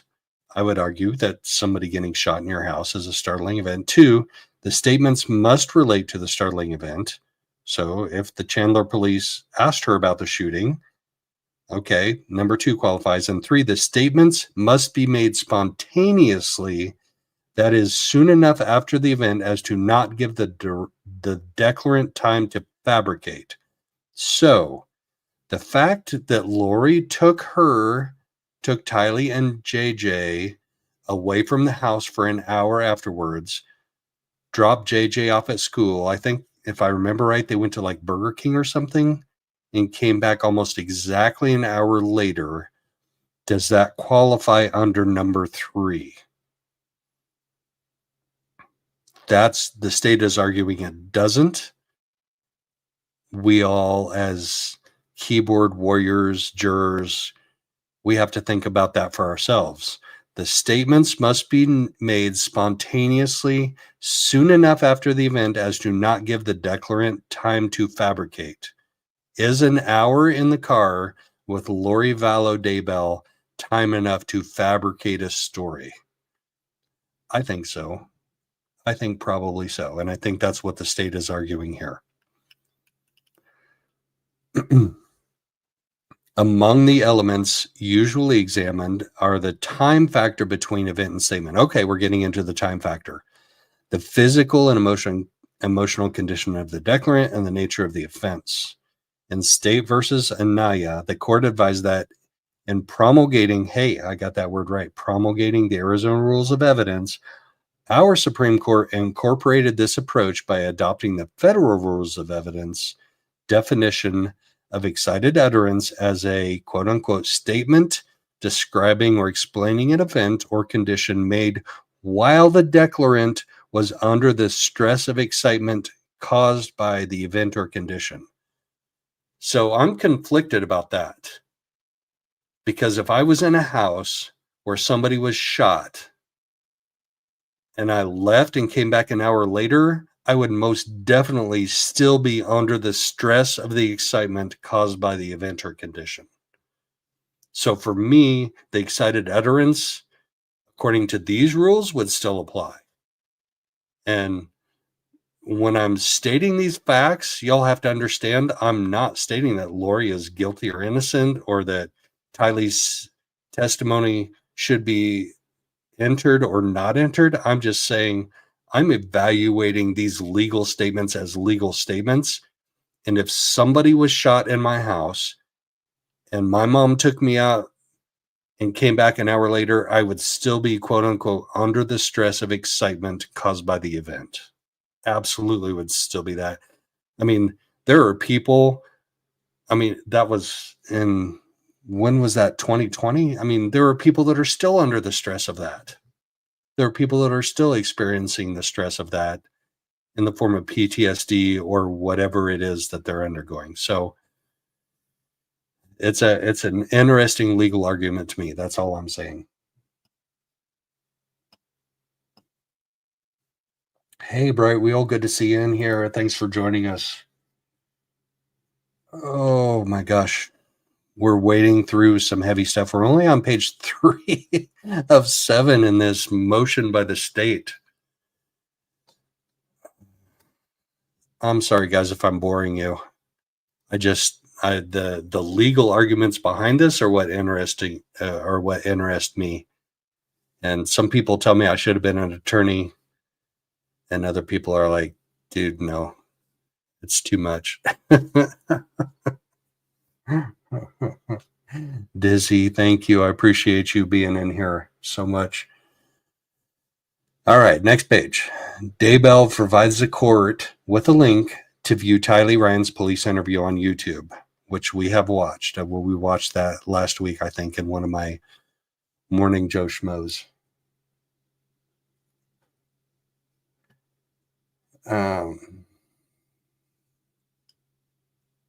Tylee Ryan was interviewed by the police approximately 2 hours and 26 minutes after purportedly observing part of the incident.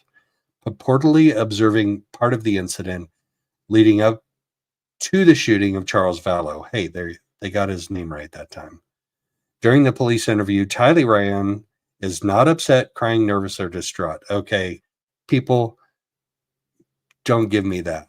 State, don't give me that. I'm sorry, I'm going to call bullshit on that. Because people process traumatic events differently. Don't tell me that the fact that she is not upset, crying, nervous, or distraught is evidence of anything. Of anything. She's singing a hymn to herself or a song to herself. She's rocking back and forth. She is processing a traumatic event. So I don't know what they're going to say next. Like, I haven't read this document. This is a fresh take. But don't give me this, Tylee Ryan is not upset, crying, nervous, or distraught. No. That is not argument of anything. Get out of here with that. Lori could be the most evil person in the world, and the fact that Tylee is not, quote unquote, upset, crying, nervous, or distraught is not evidence of bullshit, of anything. Instead, Tylee is seen calmly speaking with the detective.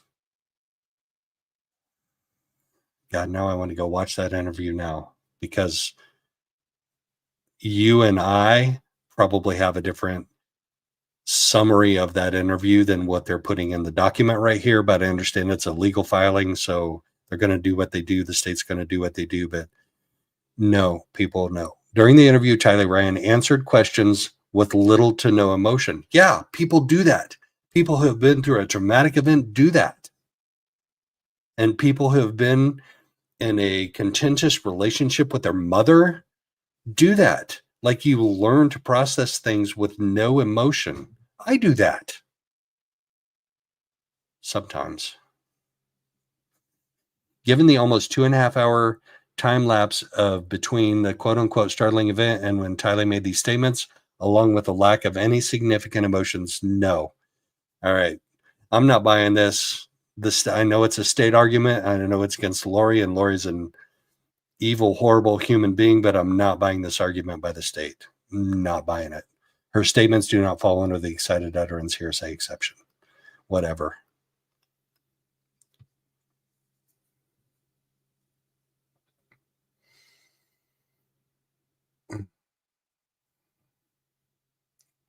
Pokemon, yes. I am so going to need Feral Friday.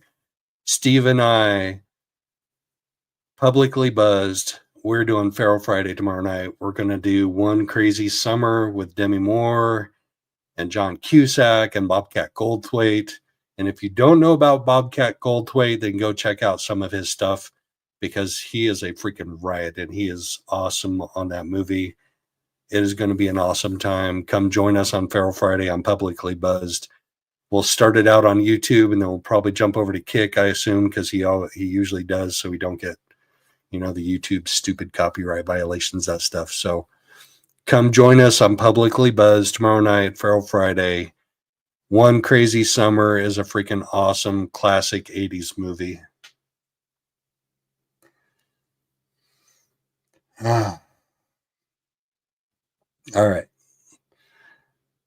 Lastly, Daybell argues that Tylee Ryan's statements are admissible under Rule 8033 as then existing mental, emotional, or physical condition. Rule 8033 states an existing mental, emotional, or physical condition is a statement of the declarant's then existing state of mind, such as motive, intent, or plan. I don't think Tylee had any motive, intent, or plan. I think she was just defending her mom. Or emotional, sensory, or physical condition, such as mental feeling, pain, or bodily health. Okay, she probably had a mental feeling about that argument between Charles and Lori, but not including a statement of memory or belief to prove the fact remembered or believed unless it relates to the validity or terms of the declarant's will. I didn't know that she had any will. I think she was just like reacting in the moment. This is such a murky legal subject, especially in this situation. Yeah, Spitfire, right? She was just a kid trying to survive. 100%. 100%, which makes this so much more heartbreaking because she didn't. She didn't. And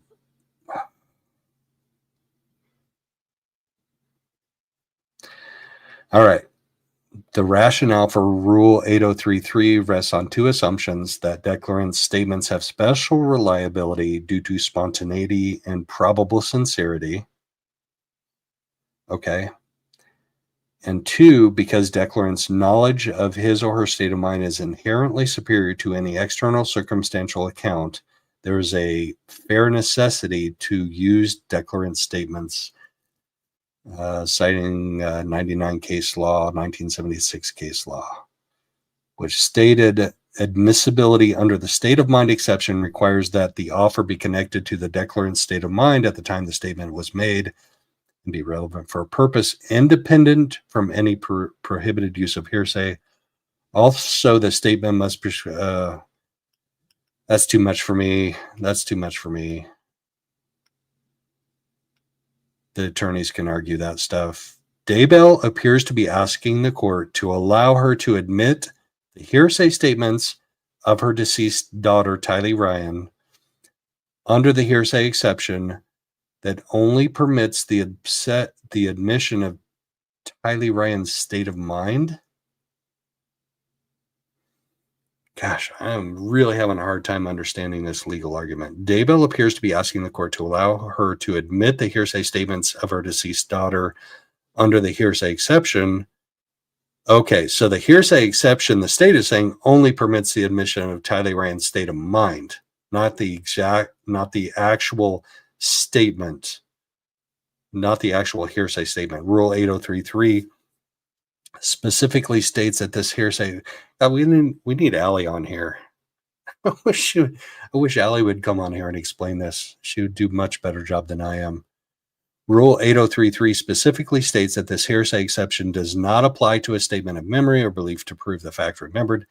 Daybell's argument that Rule 8033 permits the admission of a recorded police interview by her deceased daughter to prove the truth of the matter asserted is an inaccurate reading of the case law.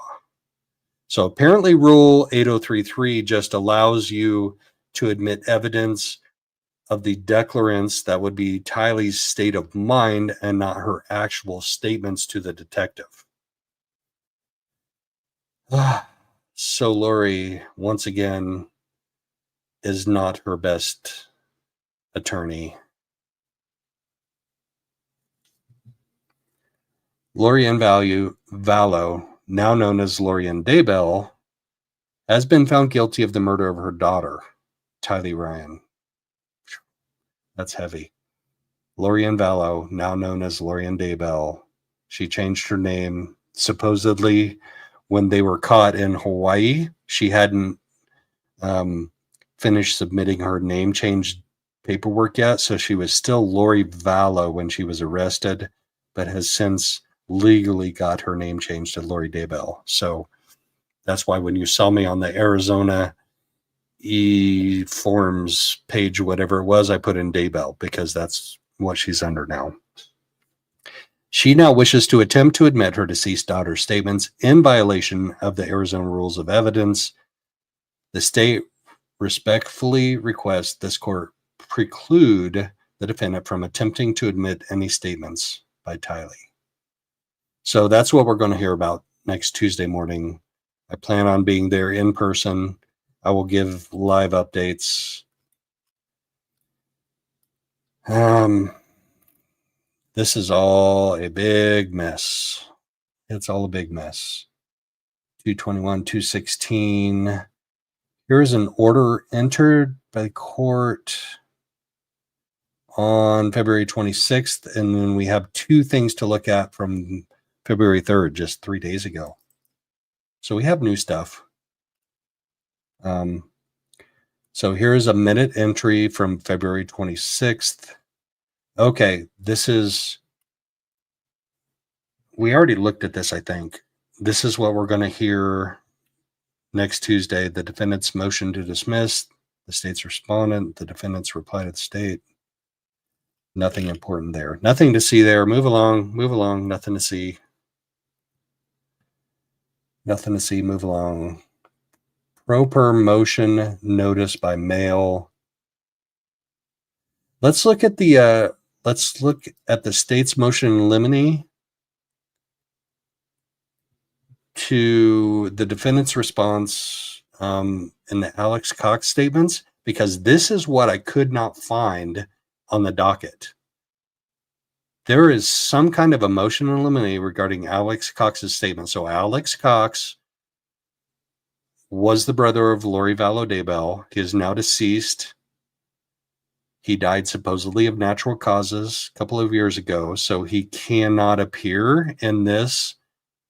And he is the one that supposedly shot Charles Vallow to death in 2019. So it's interesting to me that I couldn't find the motion in limine by the state regarding Alex Cox's statements. So this is news to me. The state of Arizona, by and through the undersigned counsel, requests the court preclude the statement from attempting to admit any statements by her deceased brother and co-conspirator Alex Cox.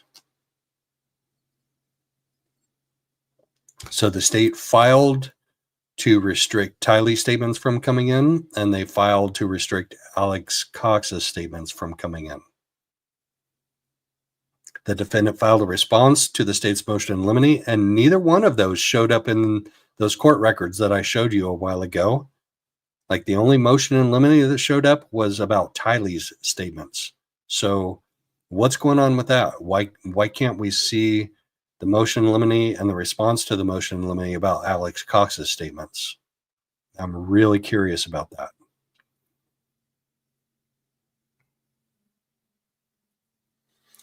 Defendant filed a response to the state's motion in limine, and defendant's motion, Daybell, indicates that any admission of Alex Cox's statements would not be for the truth of the matter asserted. It's kind of the opposite of what she said about Tylee, right?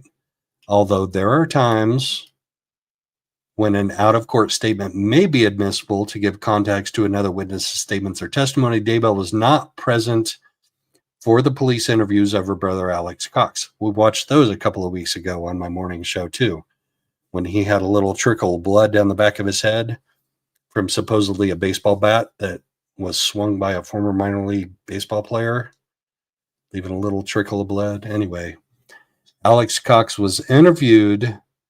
When Alex Cox was interviewed, it was just him and the Chandler Police Department. True.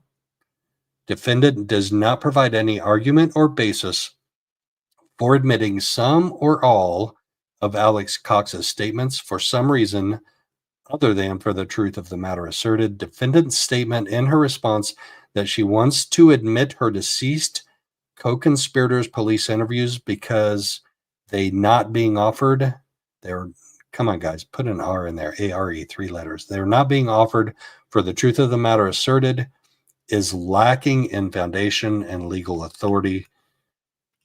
Daybell next indicates with no authority that the state's motion in limine asking this court to apply the appropriate rules of evidence to the admission of his testimony should be an evidentiary hearing. A motion in limine is a procedural mechanism to limit and advance testimony or evidence in a particular area. In the case of a jury trial, a court's ruling at the outset gives counsel advance notice of the scope of certain evidence so that admissibility is settled before attempted use of the evidence before the jury. That makes sense, right?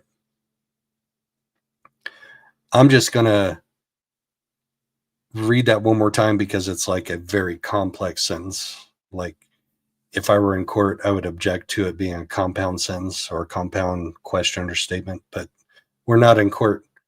We're just on Morning Joe Schmoe. Thank you all for hanging with me. I appreciate all of you. A motion in limine is a procedural mechanism to limit and advance testimony or evidence in a particular area. In the case of a jury trial, a court's ruling at the outset gives counsel advance notice of the scope of a certain evidence so that admissibility is settled before attempted use of the evidence before the jury. All right. I read that better the second time, I think. The state's motion in limine is the appropriate means to ask the court to preclude hearsay statements. Daybell's next, wait, Dizzy, you're sending me stuff like in the middle of a stream? Damn, I gotta go. I gotta go multitask. You're sending me like receipts and shit. I have no idea how to find that now. I have no idea how to. All right, we're going to keep reading this.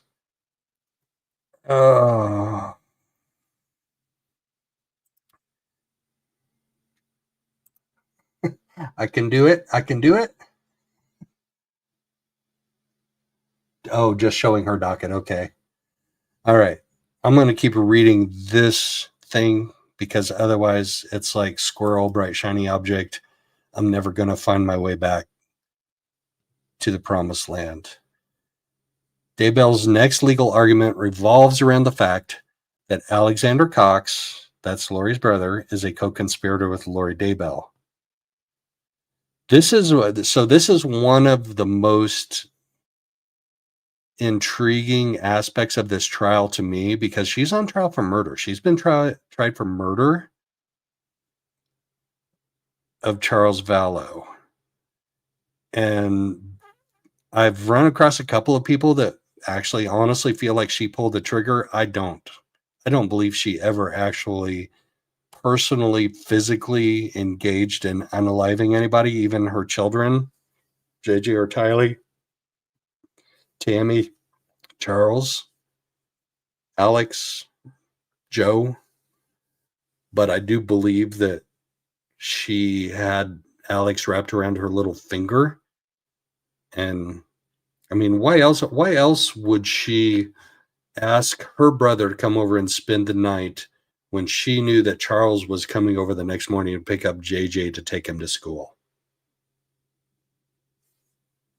Why else would she ask Alex to come over? So she's being charged with murder in this case. So this is the element of this case that intrigues me the most.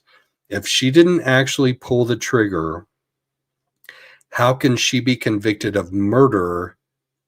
I can see where she could be convicted of conspiracy to commit murder, which is the next trial, which is her niece's husband. The 2022 case is conspiracy to commit murder of him, Boudreaux. But in this is the legal argument that gets me in this case, and I'm really intrigued to find out how it gets presented and how she tries to defend against it. Daybell's next legal argument revolves around the fact that Alexander Cox is a conspirator with her. She incorrectly reads Rule 801D2E, which includes statements that are not hearsay when they are admitted by the opposing party.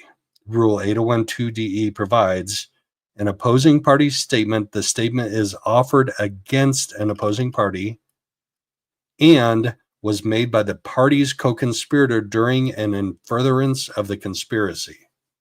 Oh, so I just said conspiracy, right? We're talking about conspiracy. Rule 801(2)(da permits the state to offer into admission statements against the opposing party. This means that the state can offer statements made by the defendant against her at trial. The state can offer statements made by the defendant against her at trial. So her own words against her. Since the defendant is not an opposing party to herself, I might disagree with that.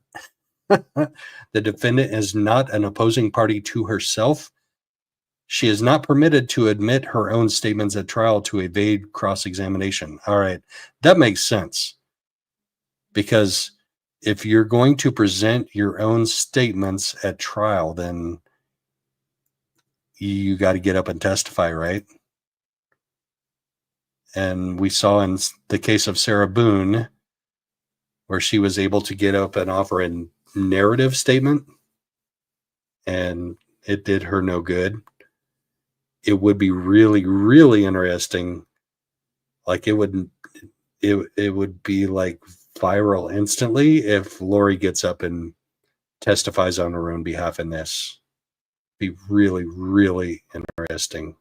Robert Tellis in the Las Vegas realtor journalist murder case, he got up and was able to offer a narrative on his own behalf. And because he offered it in narrative form, he didn't, like, the cross-examination in that case was really, really weird. I hope she does testify, and I hope she questions herself. So I want to hear her. It's not going to make a difference. Her getting up there and testifying is not going to make the jury go, oh, this poor lady. It's going to have the opposite effect, and I'm here for it. This lady can fly you a freak flag, Lori. I've seen it for years. It's time everybody else sees it. But the lady's crazy, so don't be surprised if she doesn't take the witness stand. Well, every time she asks a question, is she going to have to get up out of the witness box and go stand in front of it and then ask herself and then go back inside it? No, like, ask Jesus to come down and ask her the questions for her. Right? She'll just say, Jesus told me to tell y'all this, and this is what I'm telling you. Oh, my goodness. This is going to be nuts. Yeah. Comedy show. Rule 802(d)(2)(e) is another exception permitting the state to admit statements against the opposing party, in parentheses, against Lori, the defendant, that were made by a co-conspirator during and in furtherance of the conspiracy. Rule 801 does not permit the defendant to admit co-conspirator statements, since she is not admitting them against an opposing party, but instead is attempting to admit them on behalf of her own case. Ooh, that's interesting. That's really interesting. Rule 802(d)(2)(e). Remember that, folks. She's trying to get her brother's testimony admitted on her own behalf, and the state's saying, nope, can't do that. The defendant concludes her response by throwing out rules of evidence without an argument as to why they apply. Defendant repeats the idea of admitting her deceased brother's statement made an hour after the shooting and more than 2 hours after the shooting as a quote-unquote present sense impression. Should that be sense, S-E-N-S-E? I think they misspelled sense, S-E-N. Anyway, an excited utterance, and then as a then existing mental, emotional, or physical condition.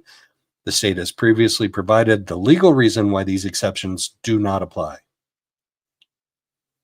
The defendant also merely lists with no argument rule.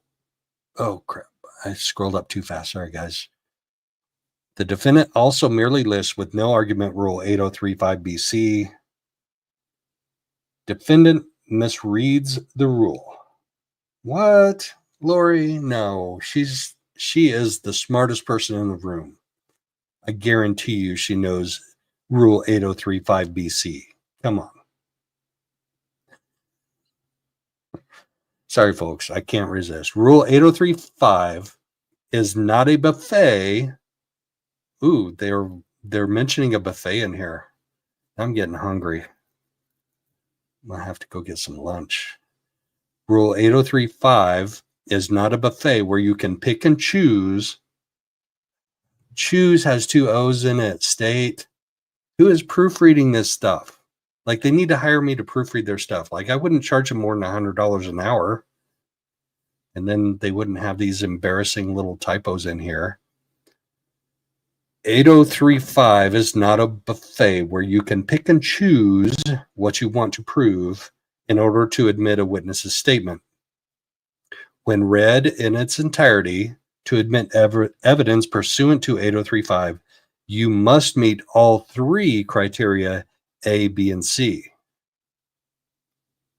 When you read the complete rule, the word and, oh my gosh, they're like getting super nitpicky. They're like saying, Lori, you need to like read the law before you like file a motion. She's like, I know it. I know it all. I can represent myself. Yeah, she can. She can. And she can forget about the word and after the B portion of the rule, which establishes that a party must meet all 3 criteria to admit hearsay statements under this exception. A party must meet all 3 criteria to admit hearsay statements under this exception. Rule 8035A first requires a party to have the witness establish through testimony that they once knew about the matter, but they no longer can recall well enough to testify truthfully and accurately. Ooh. I'm going to read that one more time because that strikes me as an important little sub-rule. Rule 8035A first requires a party to have the witness establish through testimony that they once knew about the matter, but they can no longer recall well enough to testify truthfully and accurately. We see that in a lot of cases. We see that in a lot of cases by like civilian witnesses, but we also see that from like law enforcement witnesses where they get up there and like, you know what? I honestly don't recall. In this case, Alex Cox is deceased and will not be taking the stand. Are we sure about that? Are we sure that Alex Cox is deceased and will not be taking the stand? To provide the necessary foundation under Rule 8035A to allow us to even consider if parts B and C are met. Finally, the defendant lists 8043AB with no argument as an alleged rule that would permit the admission of the deceased witness's statements. The state assumes the defendant met Rule 8043A. Holy crap. 804B3A and B. Oh my goodness. See that, like, you're going to fire your attorneys and be like, I'll just represent myself. And you can't even cite the law correctly. The state assumes that defendant met Rule 804B3A and B. Assuming this is the rule of evidence that the defendant is claiming made a deceased witness's statements admissible, the defendant again has misread the rules of evidence. Rule 804B3 is an exception to the hearsay rule when a statement is against interest. Rule 804B3A is a statement against interest that, quote unquote, a reasonable person in the declarant's position would have made only if the person believed it to be true because, oh my gosh, so much legal mumbo jumbo, people. Hang with me here. We'll get through it. We're almost done. We're on page 4, and I'm sure the last page is just like signatures and shit. So we're almost there. I got to read some of these twice, though, so I get it right. Rule 804B3A is a statement against interest that a reasonable person in the declarant's position would have made only if the person believed it to be true, because when made, it was so contrary to the declarant's proprietary or pecuniary interest, or had so great a tendency to invalidate the declarant's claim against someone else, or to expose the declarant to civil or criminal liability. Holy crap. All right, Dizzy, I got to post up your comment on that so people can check it out for themselves. Hold on. I got to scroll down. There we go. You all can check it out for yourselves. Thank you, Dizzy. I appreciate it. This is, I got to read that one more time because it is a mouthful and a half. Because it's, okay, so it's not just code on criminal conduct, but it's also code on civil cases too. So if you have a pecuniary interest, I think that means like financial, maybe. I'm not a lawyer. I didn't even stay in a Holiday Inn Express last night. So I'm going to read that one more time. And I'm sorry if I'm boring the crap out of you, but these actually are arguments that I find very intriguing. And I want to understand them going into this trial, because if they come up, or even if they come up in the pretrial hearing next Tuesday, I want to understand what she's arguing, what the state's counter arguing, and how the judge rules.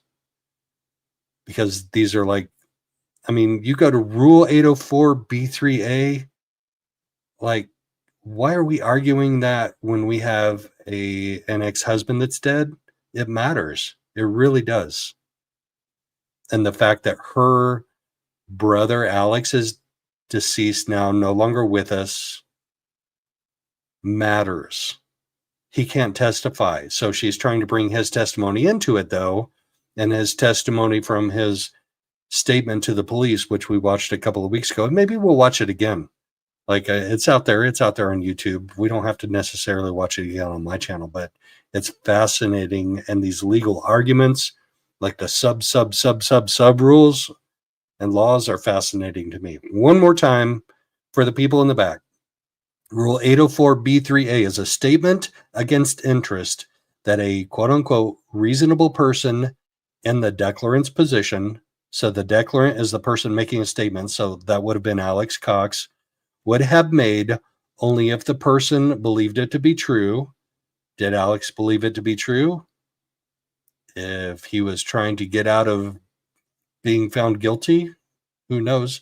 When made, it was so contrary to the declarant's proprietary or pecuniary interest? No. What he was telling the police was absolutely in his interest. Or because he didn't want to be found guilty of murder, which is what she's being tried on now, or had so great a tendency to invalidate the declarant's claim against someone else. The declarant didn't have a claim against someone else. That doesn't apply. Or to expose the declarant to civil or criminal liability. Okay, yes. His statement, if he hadn't made it, would have exposed him to potential criminal liability for murdering Lori Vallow's, at the time, husband Charles Vallow. All right, we're done with that. We can move on to 804B3B. Oh my God. 804B3B is a statement against interest that, if offered in a criminal case, which this is, as one that tends to expose the declarant to criminal liability, which this would have in Alex's case, is supported by corroborating circumstances.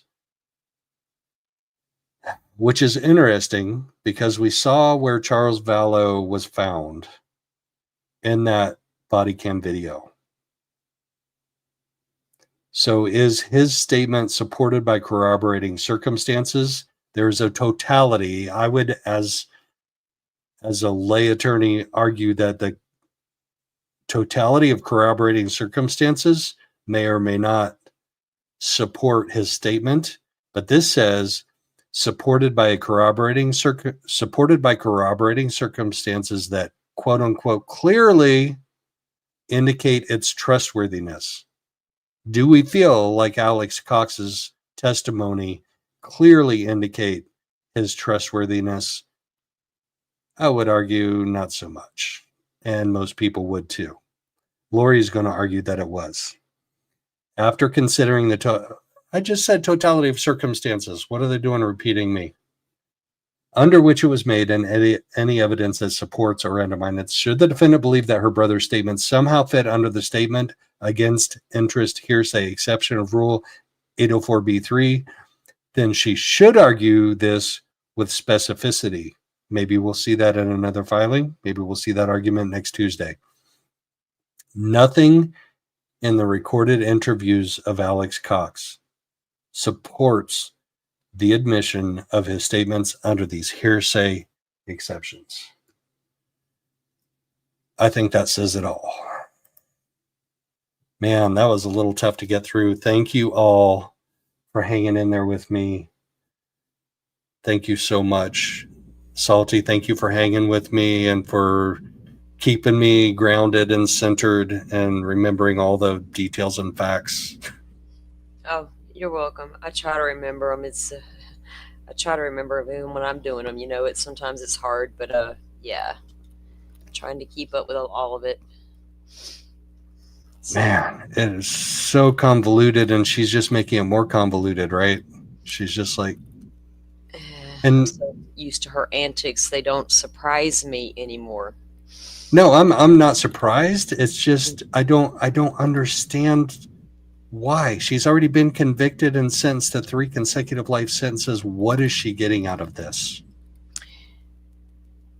Well, according to her, nothing was done wrong to begin with. That's what I think people still keep thinking this lady's playing a game, but she literally believes everything she's telling you, including that she will be exonerated because Jesus told her so. So how they found her competent is beyond me, but this lady absolutely believes all her own bullshit, without a doubt. Yeah. Yep. And She when you does. look at the minds of psychopaths and serial killers,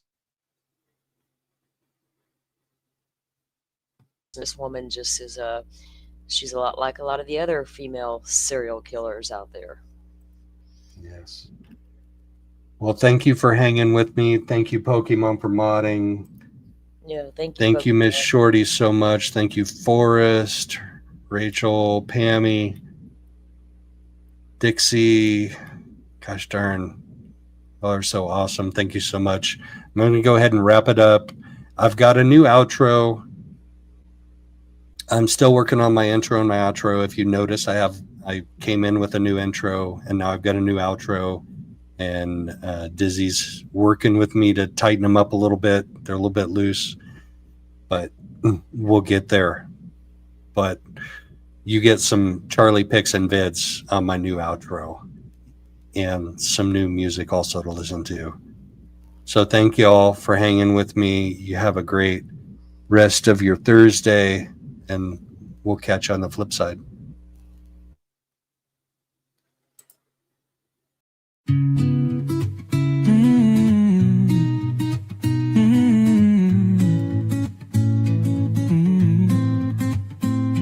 Good morning, good morning. Hope you got your cup of Joe and filled up your morning with good things to know. Good morning, good morning. Thanks for saying hi. Together we make a difference. Be sure to come back by.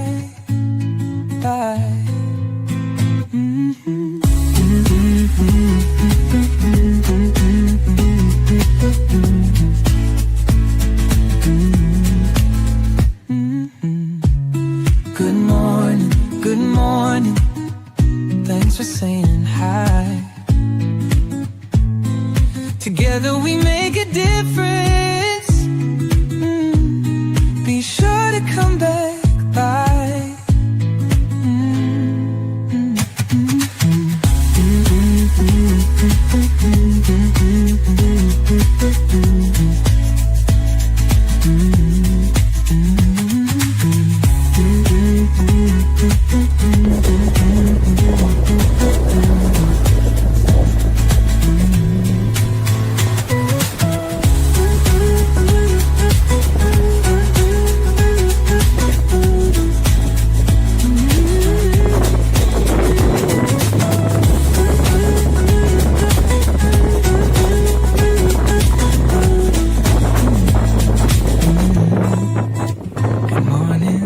Good morning.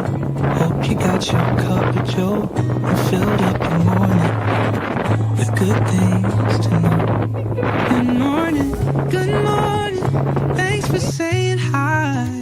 Together we make a difference. Be sure to come back.